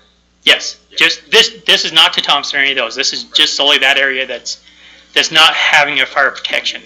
That's not getting taxed for it, doesn't have anything. Right. That's the percentage. So I would be curious just to have that number, just to understand how many you are doing outside the district. Because obviously there's services that are being provided within the district, right, by other means, so. So again, it's the same thing. I try to bring numbers to you or bring a figure to you or whatever, and you want different information. So that's where we keep on coming back to this and said, okay, let's just blanket it and give you a flat fee of this, and Now understand, all I'm trying to do is come up with the calculation. This could be a great deal for us. It is a great. It is, because you can contract and we don't even have to provide it. And then you'd pay that contractor to come and do fire protection or whatever for you. Why you wouldn't want to give us that number? I just don't. I don't know. It just takes more time out of our time to try to go figure this out and keep on coming back to you with different numbers. Every different council member has a different type that they want to see. They want to see wildland. They want to see that, this or that. So Understand, we're just trying to do the fiduciary duty. We're not saying that. I think you're providing great services out the district. That's not the point. It's looking at the actual dollars that we expend for this. Much better than what you had before. I'll agree with that 100%. So it's just, to me, it's just simple information that we're asking, right? Well, but it's not simple. You know, you've got to understand, we only have 3.5 employees. And the hospital has, I don't know how many hundreds of employees we have that can come up with those numbers. And it takes some time to go back and amortize all the vehicles that we have and how many years they have left on them. I mean, it would be a tremendous Right, task. but I kind of revised the way I'm looking at this again. So I'm just asking for the number of outside the district, right, that you provided last year. So what guarantee does that get us then?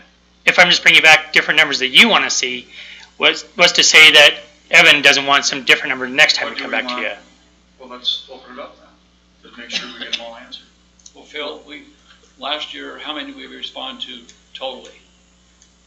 200 and 200 something. So the district, outside the district was what, 64. 26% of that? Yeah. So 26% of the total number, 200 and some. But that was just to their district, not to Thompson, not to Cass Valley. And that's what he's looking for is how many calls did we go to Thompson on? How many calls did we go to Cisco on? Or not Cisco, Thompson's. We could come up Fire with district. that number for you. That's fairly easy to do. Yeah, that's what I was asking. But I don't know where that's going to get us. Yeah, what does that do for you for this? Well, when it says per instance, then it's how many instances happen per year that would cost $1,800, right? Are we gonna hit the cap? Are we not gonna hit the cap? Because I'm assuming that 50 grand is a cap. Yes, and that's what it says. Is it That's a a minimum. cap or is it a minimum? Yeah. It's not a cap. That's a minimum. That's Yep. the minimum. We will give them a minimum of 50,000 and then, once we've gotten to 50,000, then they it's charge us $1,800 1,800 Yeah, extra. and I feel all right with 50,000 as a minimum. What I don't know is how much is that just going to keep going and going, and so. And we as a commission, they came up with this and said, we feel comfortable saying 50,000 minimum with the 1,800 per call. So again, to come back to you guys, do you want to contract this to some other way, or What if we just do you set it accept a thing as 50 us? for the year? That's what you came up with to begin with. A flat number? Actually, Yeah, it was can we 100. just- Well, they came up with. Yeah, you came up with 100,000 first, and then when you went to your budget, you said, no, we want to go back and 'Cause, 50. Yeah, we were struggling in the budget, as you. Yeah, we were comfortable with doing the $100,000. Are you comfortable with 50? We were comfortable with the $100,000, and that's why we that's why we came back and said, okay, let's do this and see, where it lays. I think it's a very fair number, and it's as far as we're going to go. I mean, we can't go any lower than that because you can see on the what's it called, the fire truck we're just buying. Oh, the the tactical tender. Yeah, 400 and some thousand. And that's a for budget. That's not even a fire truck. That's not a Class A pumper. Well, I mean, It is. I understand that, but that particular type of tender is something that you would use off-road. No, this isn't No. a wildland tactical tender. It's not a wildland. This is not like a wildland tactical tender. This is I've seen a picture of it. 1,500 gallon a minute pumper. Well, what I saw was an actual tender. And that's what you've got down there on the list. Is it I have a tactical tender, and if you look at it, there's a structural tactical tender and there's a wildland tactical tender, and they're two totally different trucks. You can come up to the office. I have pictures of it. I have everything you want. And that truck is going to supply the county. In a lot of areas, the county doesn't have fire Water supply. hydrants or water Well, systems. Castle Valley has 7,000 gallons. This isn't for Cass Valley. This is the other Tender side. capacity. What I'm saying is that we have 7,000 gallons of tender capacity now, Well, good. and the sheriff was not aware of that at all. So, when you say this will help other areas of the county, that's what I'm interested in, is if there's a way that we could lower those, I forget the term for the insurance ISO ratings. the ISO ratings. If there's something like that, where if we have, some forward operating stash or more water available or whatever, that then we could, It would take a lot more than this just to lower it to a 9. yeah, Did you I- look at I the think- schedule at all? Yeah. I think what may be, and maybe I'm wrong, is that signing this MOU, if it might go way beyond what the county can supply. You know, if there was a whole bunch of accidents and such, it could go over 100,000. And we would not, you know, there's no way we could cover that. So I'm wondering. Do you if want to we put wanna that back look onto at- us, though? No, well, You want us to pay for it? No. What we're trying to get is what the exposure to the county would be. yeah, and We so don't- can we can't put a look at max, can we put a cap on it? That we will, after this, we will pay so much, but like in insurance companies, you know, health insurance companies, then there's a max that then you don't have to pay anymore. I would be Because I comfortable don't with 207,000 as a max.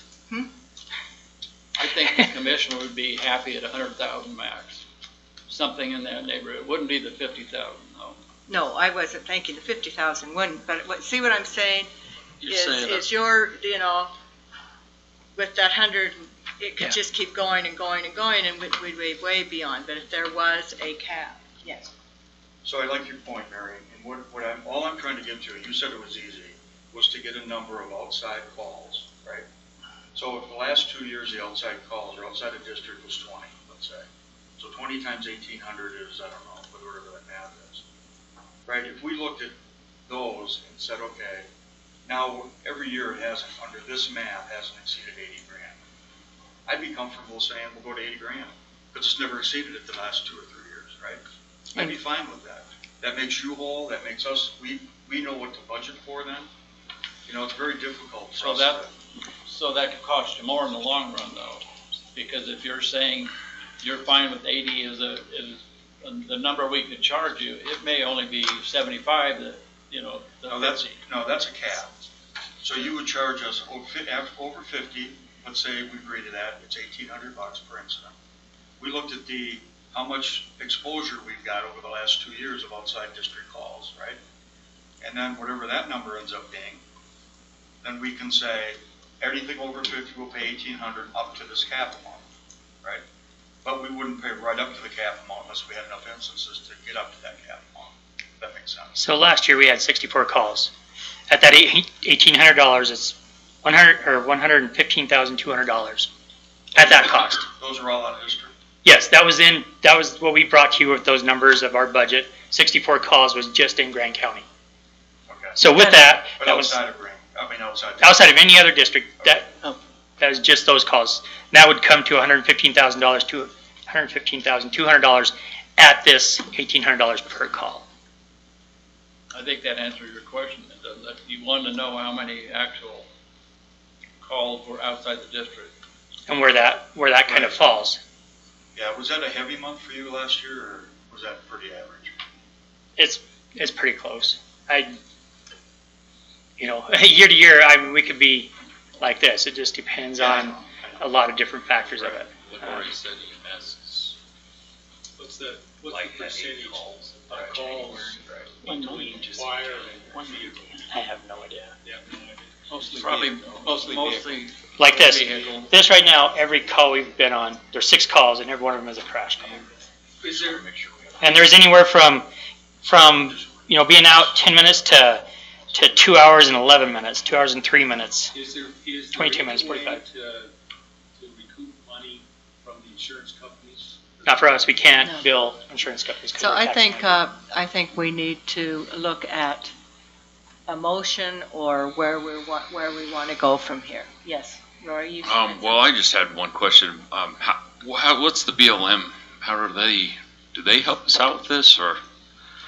I mean, since it's outside. When we come to it, well, you guys pay a certain amount for mitigation stuff or whatever, and they pay, they kick in and all that's kind of average in. What we do as a fire department, whether it's on private or federal lands, is we keep those fires small until they get there, so it keeps everybody's costs down. So we're showing the savings that way, even if it's on federal lands or getting on from private to federal lands, we're saving that money to the county as well. We're the only ones that can do structure fires outside of, in the county. BLM can't do a house fire, for instance. Yeah, I understand that. So Mary, I could make a motion here, based on that info. What I would like to do is make sure that, and I'll make the motion for that, but make sure that this is, the 14 is modified, right, to say it's out of district. And then I would like to go a one-year contract, then we can see, so we go with what you've got here, 50 plus $1,800 every instance after that. And then next year we can revisit and take a look at it rather than have a 3-year contract. Do you want to have a So you want to amend 14 and 15? Line item 14 and 15, saying 1 year, 1 year, and then, well, if we had 64 last year, I'd rather, it's going to be very tough to Yeah, with a reasonable. we can't decide that. I don't think we'd be okay with that. but like these guys said, he's comfortable with the $100,000 cap. That's, that's where we're comfortable with when you guys said you'd give us $100,000 for this year. I could So- go for that as long as you don't automatically charge us to the cap. So it's No, 50, it's- it's $1,800 per instance. So at the end of the year, it ends up being $73,000. Then we pay Yeah. $73,000. So a minimum of 50,000 and a cap of 100,000 $1,800 after the cap's met, right? Yep. Up to a max. Oh, the minimum. minimum. He's saying Yeah. minimum, the agreement says minimum of 50,000. For 50. We want to put a cap. To a cap of 100,000. Right, but I'm saying, if we had that many calls anyway, you're always gonna hit that minimum, right? That 50 grand. Yeah. So that's, to me, the minimum doesn't mean that much. To me, it's more the cap, right? But it's nice just to have that in there. We know, for budgetary stuff, we know that we're there. You know what I mean? We can't, It helps them with their decide tonight because it has to come back to our commission. But if you want to make a motion that then we could go back. You'd accept it at to that the cap. and say, here's what they're proposing. Well, I think, I don't know if we'd make a motion, right? They'd still have to come back to us. Would you, or Well, can we You could make a motion if it says this, to then you the can make that motion resolution? We that, can pass the resolution with the, Yeah. with the changes, Amendment to and the then, MOU. then you wouldn't have to come back if you're, Okay. All right. you wouldn't have to come back.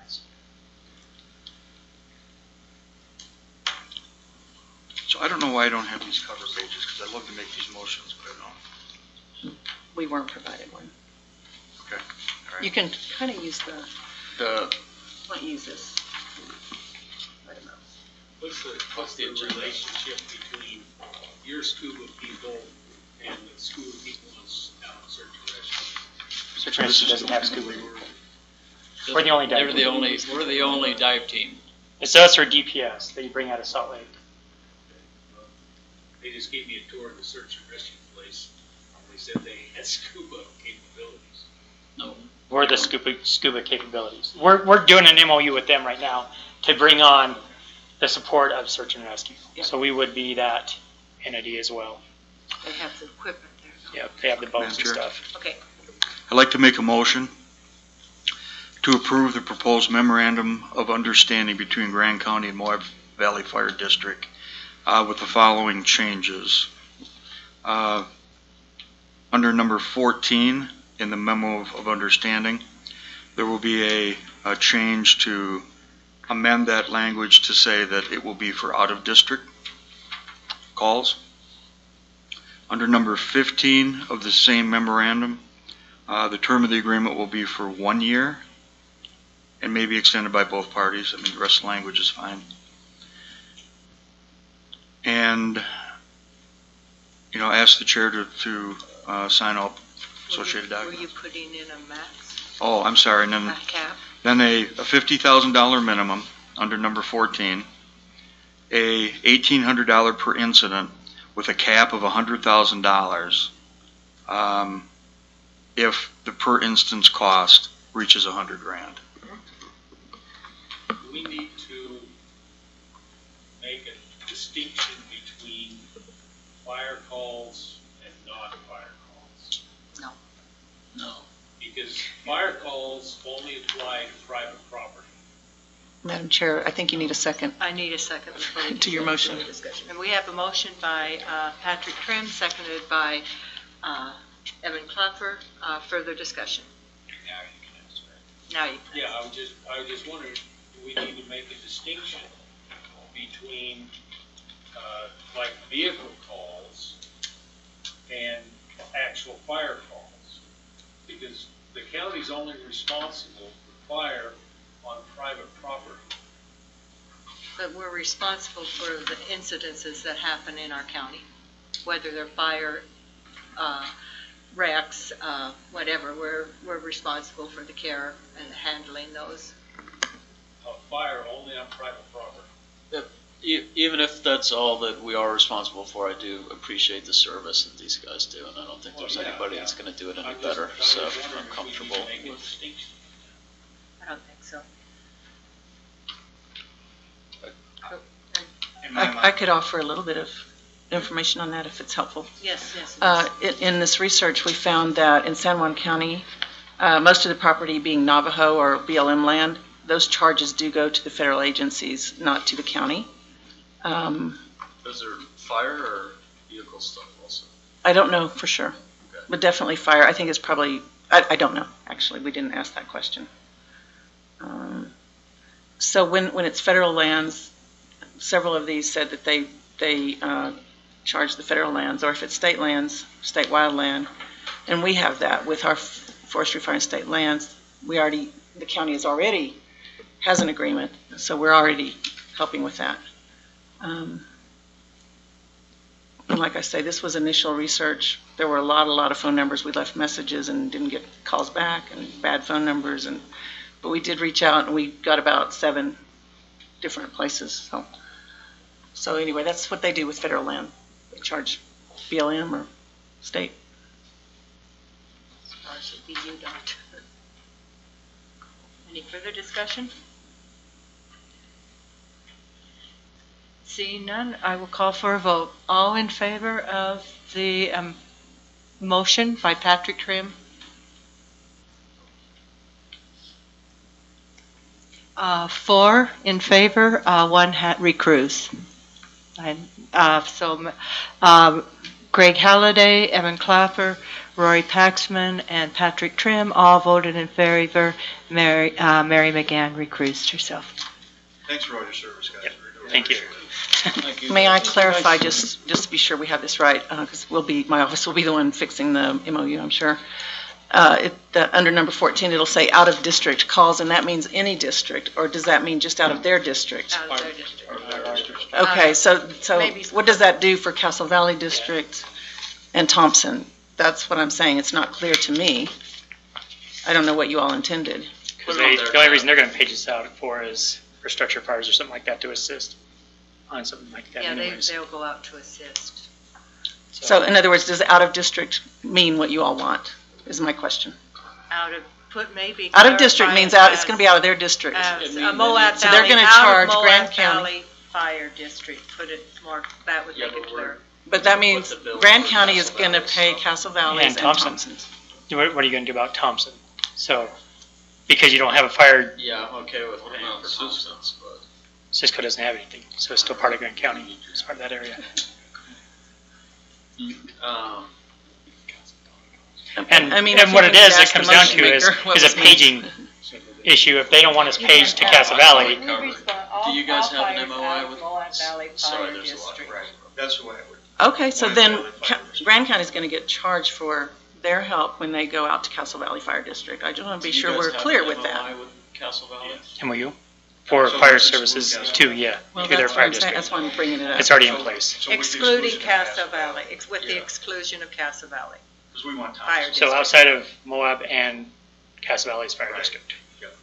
Okay, and then, so we have a $50,000 minimum the county is willing to pay as it's written, $1,800 per incident with a cap of $100,000. I think this is on a calendar year, right? Yes. And that's if a per incident cost reaches $100,000. That's correct. Not to exceed. And so this Not is to a exceed, calendar yeah. year. Can we get clear about that? We charge per incident. Okay. And that this is a term for 1 year. Right. But let me 1 year from now. clarify. If it goes over 100, you still respond and you still. Yes. Right. Yeah. So I think that. And then we can use that information for next year. Yes. Be clearer. Put that in there. Over 100,000. Yeah, we can give you much better detail next year, Okay. because we can have our clerk that does that start category. We'd appreciate it. It just gives us an idea of what we need to do for budgets, right? Yeah. And we have a tight budget as well. Right. All right, thanks. Thank you, Thank you, thank guys. you. I'll get with you, Philip, on this language. Okay. Thank you, guys. Approve volunteer appointment to the districts and county boards and commissions. Councilmember Patrick Trim. So we have an opening on the Recreation Special Service District Board. We have one applicant to fill that. Her name is Natalie Rutherford. Natalie has you can see her resume and her background. She has worked actually a lot with the city rec department being coach. She's worked with my son to do a lot of coaching, do a lot of things with special rec department. She's a business owner in town. What business? What's that? What business? Just curious. I think it's Wicked Brew. Yeah. Yeah. The drive-through coffee. The drive-through. Yeah. And she presented herself very well at the board, and I think she'd be a good member. So I would recommend her for appointment to that open position. Want to make a motion? So I want to make a motion. I move to approve the midterm appointment of Natalie Rutherford to serve on the Recreation Special Service District Board with term expiring 12/31/2018, and authorize the chair to sign all associated documents. Motion by Patrick Trim, seconded by Evan Clapper. Any further discussion? Call for a vote. All in favor? Vote passes unanimously. We are now at the consent agenda.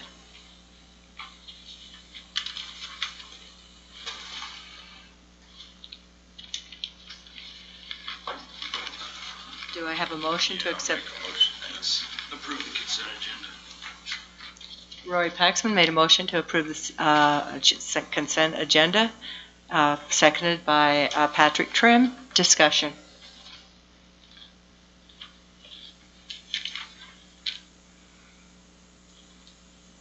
I like your letters.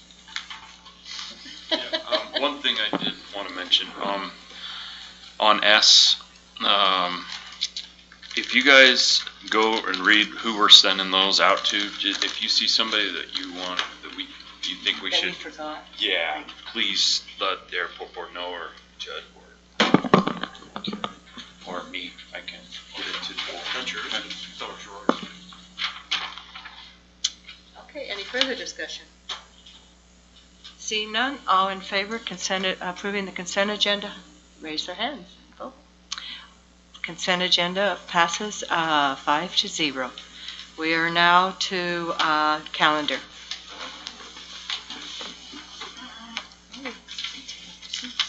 All right, for April calendars, beginning tomorrow, April 4th at 8:30, the Budget Advisory Board meetings will start.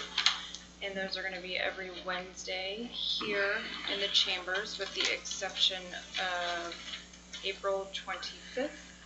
And that one will be held in the administrative conference room at the hospital. April 19th is the Performance Review Committee meeting, which last month was postponed. So any volunteers? Sorry, when was it? April 19th.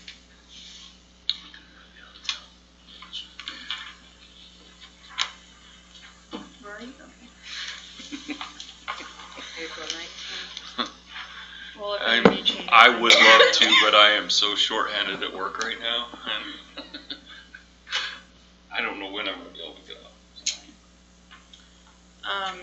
April 23rd through the 27th is the Grand County Audit, and that's going to be here in the chambers. April 24th through the 26th is UAC Management Conference, and that's at the Dixie Center in St. George.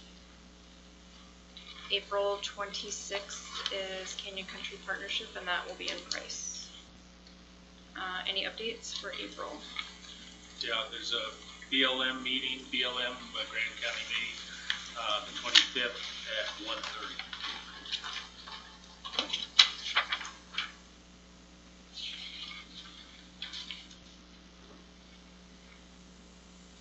Where is that? It'll be down at the BLM building. what's that little street down there? It's like on Dogwood or something? Is that Yeah. what Dogwood? Mhm. Dogwood. Yeah. That's no foul.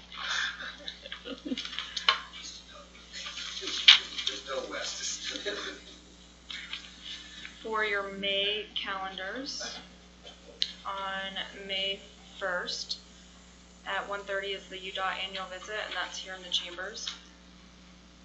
May 3rd at 10:30 is the Open and Public Meetings Act training, and that's at the Grand Center. There is a flyer attached, and it is mandatory that all of you attend at least session 2.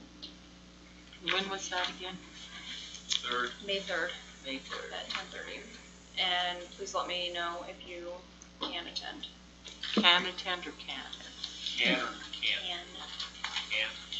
Just a reminder, the auditors do check to see if council They've members attend that contacted me section. several times for certain people, so they do check. May, May 3rd, the open and public meeting. There's a one section, like the food time section, right at noon. How does the one online compare with this one? I haven't taken the one online. You've taken it. How is it? It wasn't too bad. It wasn't too bad. I thought it was a lot easier.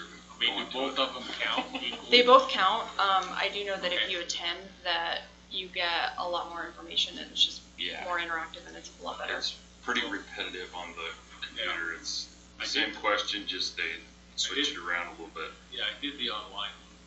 So what's the website for that? You remember? It's like training.auditor.utah.gov or something like that. Subtraining? I just went on the Utah. What'd you say, what kind of training? Training, you're asking for the website? Yeah. It's like training.utah, or training.auditor.utah.gov. I'll have to look it up, but I can send it out. Okay, thanks. May 23rd through the 25th is the Western Interstate Region Conference, and that's in Sun Valley, Idaho. And May 28th, Memorial Day, county offices will be closed. Any updates for May?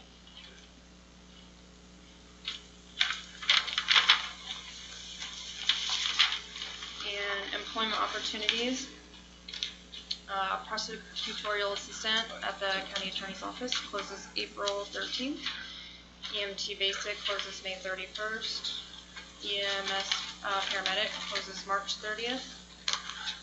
Grand County Sheriff's Office assistant food service manager in the jail closes April 27th. Corrections officer closes May 31st. Patrol deputy closes May 31st. Victim advocate closes April 13th. Communications dispatch closes May 31st. OSTA facilities maintenance technician closes April 6th. Planning and zoning administrator closes April 27th. Technical inspector / UMTRA liaison closes April 27th. Weed technician closes April 13th. And also there's what's not on your sheet is EMS operations shift supervisor, and that closes April 20th. And the flyer for the Open and Public Meetings Act training, which is attached. And the call for art, which Judd talked about, which was due yesterday.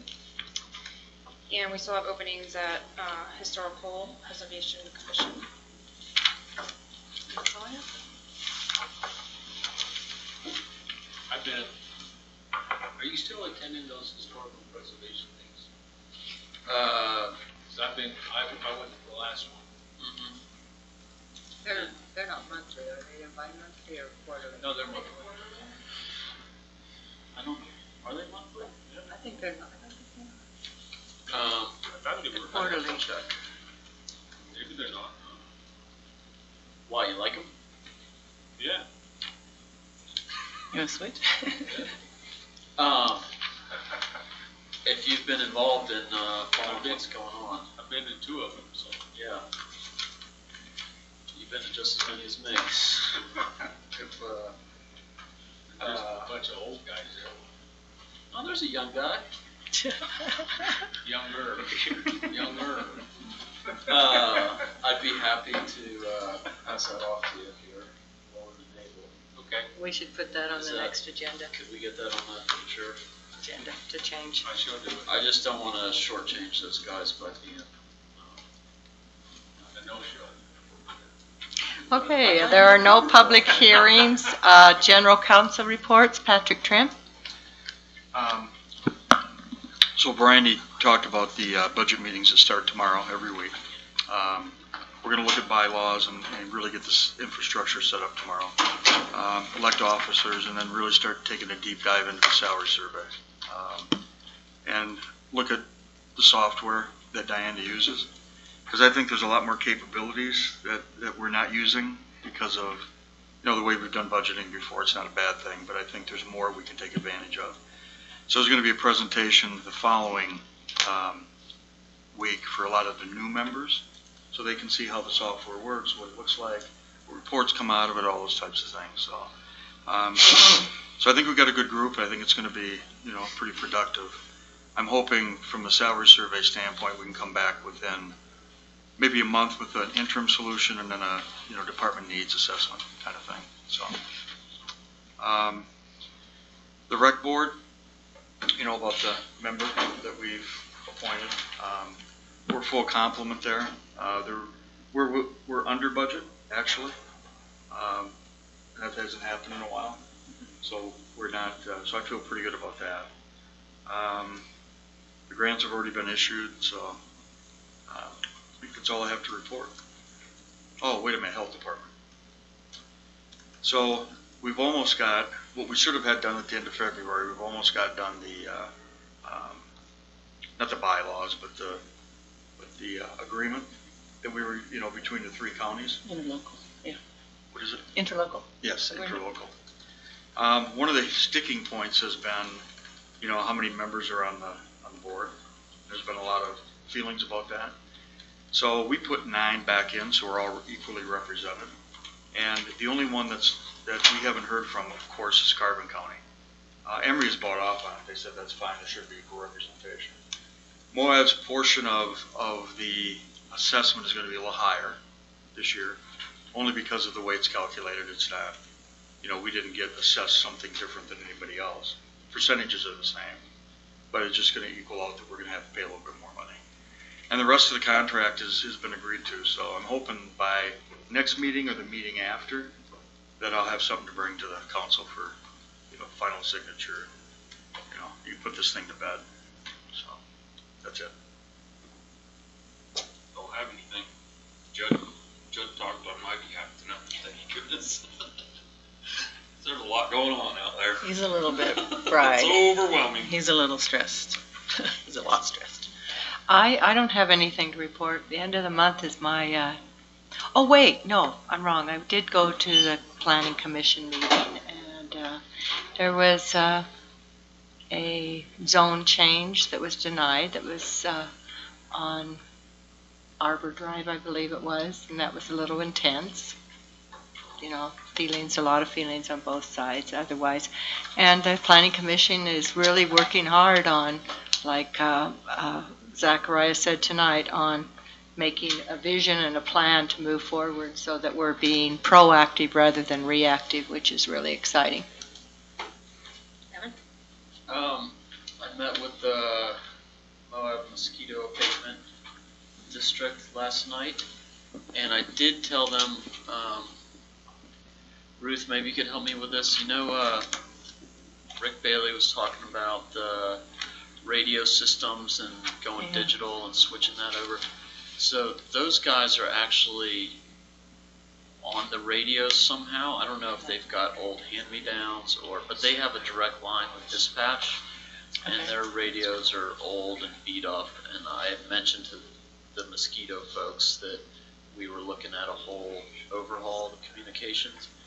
Could we get them looped in on that conversation? And maybe I can ask Rick if they could piggyback on that at the minimum, or if there's So you're looking for radios?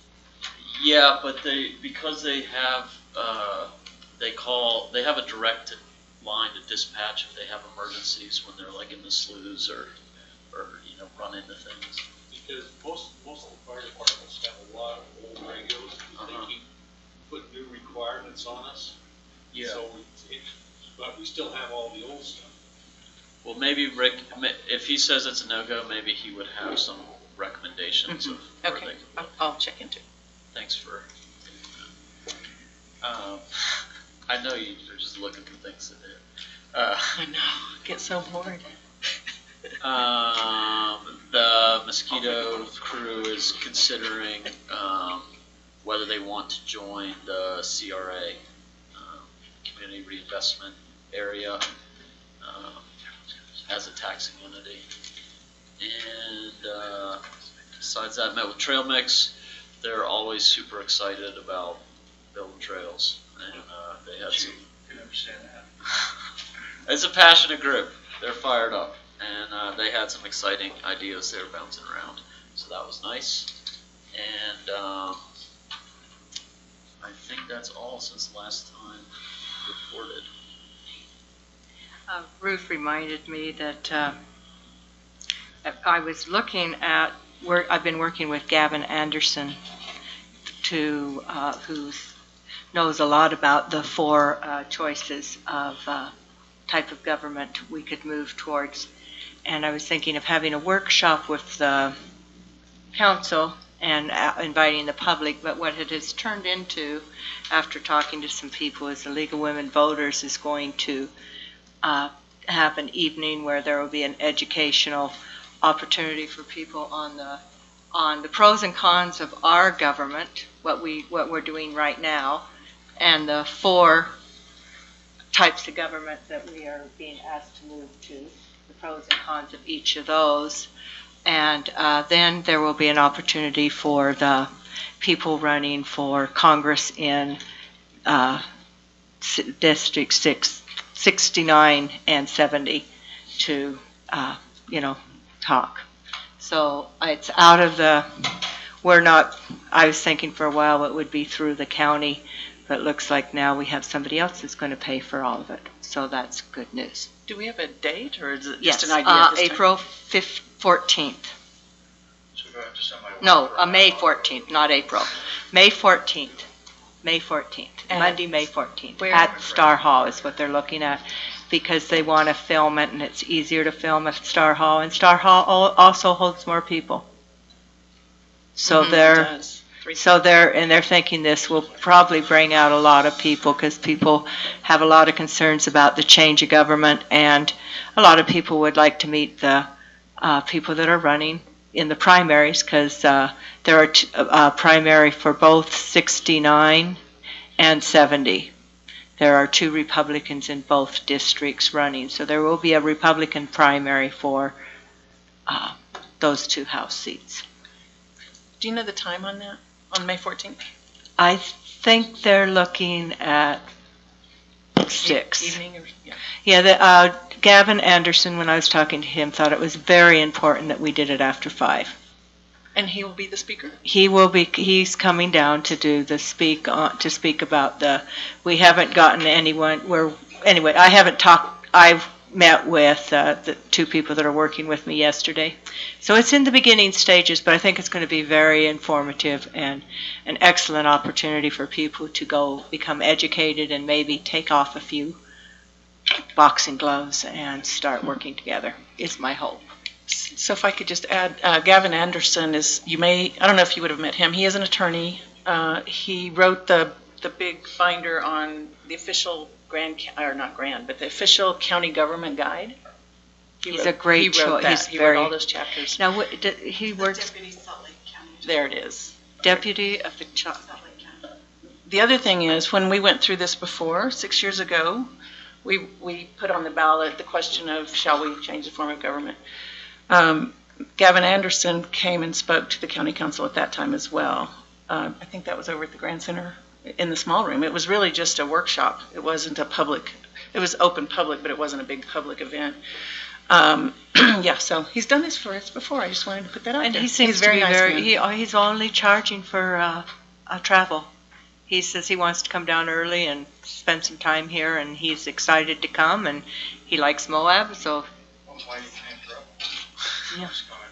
Yeah, so I asked him how much it would cost, and he says, I'd really appreciate it if you paid for but it won't be the county.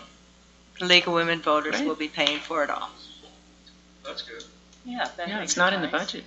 I thought took it out of our hands, we can sit back and watch rather than being. Yeah, probably should organized. go for other folks. I thought so. I think that's a much better idea. So, I'm sorry I didn't get to report on that. I haven't got anything set up for, okay, go ahead, Greg. Couple things. I did attend the Preservation Society. One of the things that they That would be the Historical Preservation Historical Commission. Preservation I'm into Society, you yes. guys. No, seriously? It's my job. LeGrand Richard, LeGrand Johnson is expanding their sand and gravel pit. Well, in the process of doing that, they have to do a historical thing, look for, they found some. What did they find? They found a bunch of very, very old Indian dwellings in the area. Fremont? Yes. Very old Indian dwellings, and they thought they were quite unique. So they're going to be developing those or Excavated? investigating them, which is probably going to delay the sand and gravel pit for a while. So anyway, transportation.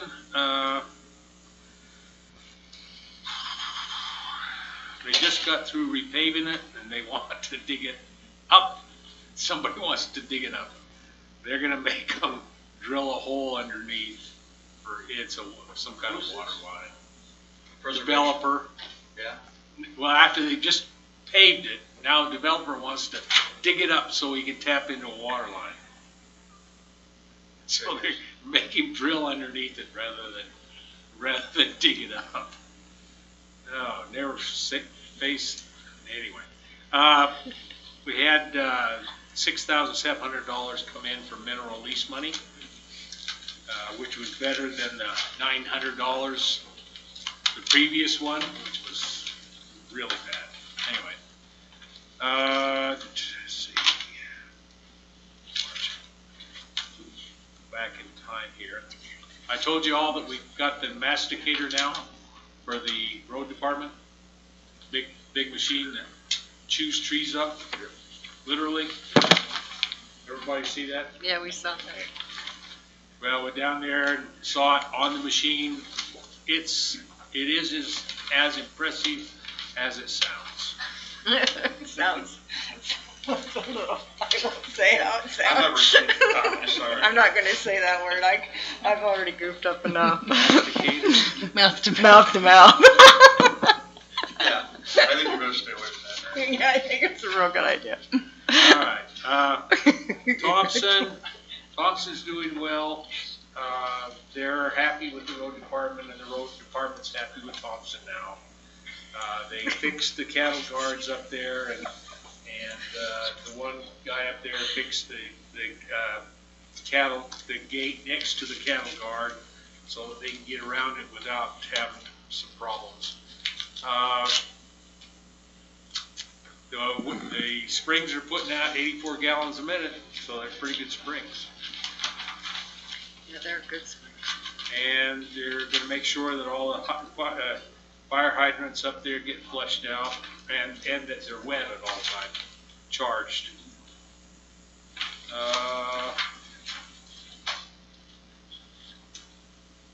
Let's see. Went to the Grand County pre-disaster hazard mitigation. We have a plan just dealing with the Jackson Street runoff problem.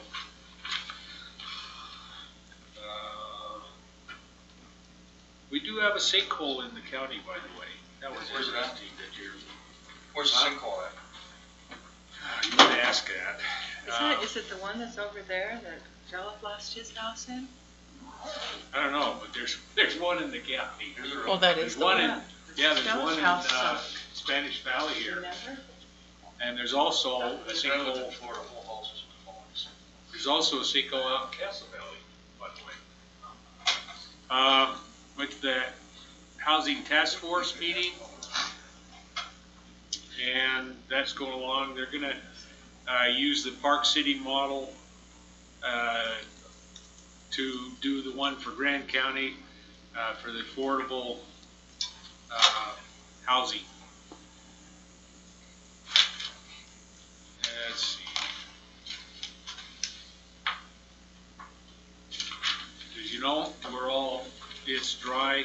We're less than 47% of snowpack. You can tell it's gray up there. So, let's see. Well, here's one. As of February 8th, we were 37%. I think it went up a little bit after that, but we're still very, very dry. They're going to be doing some more fire mitigation work in Willow Valley and Willow Basin on the north slope of the LaSalle's above Castle Valley. And that's all I got. Thank you. Anything further? I'll make a motion. To have a second? Second. Motion by Patrick Quinn, seconded by Rory and Evan. Sorry, All in Evan. favor? Aye. Aye.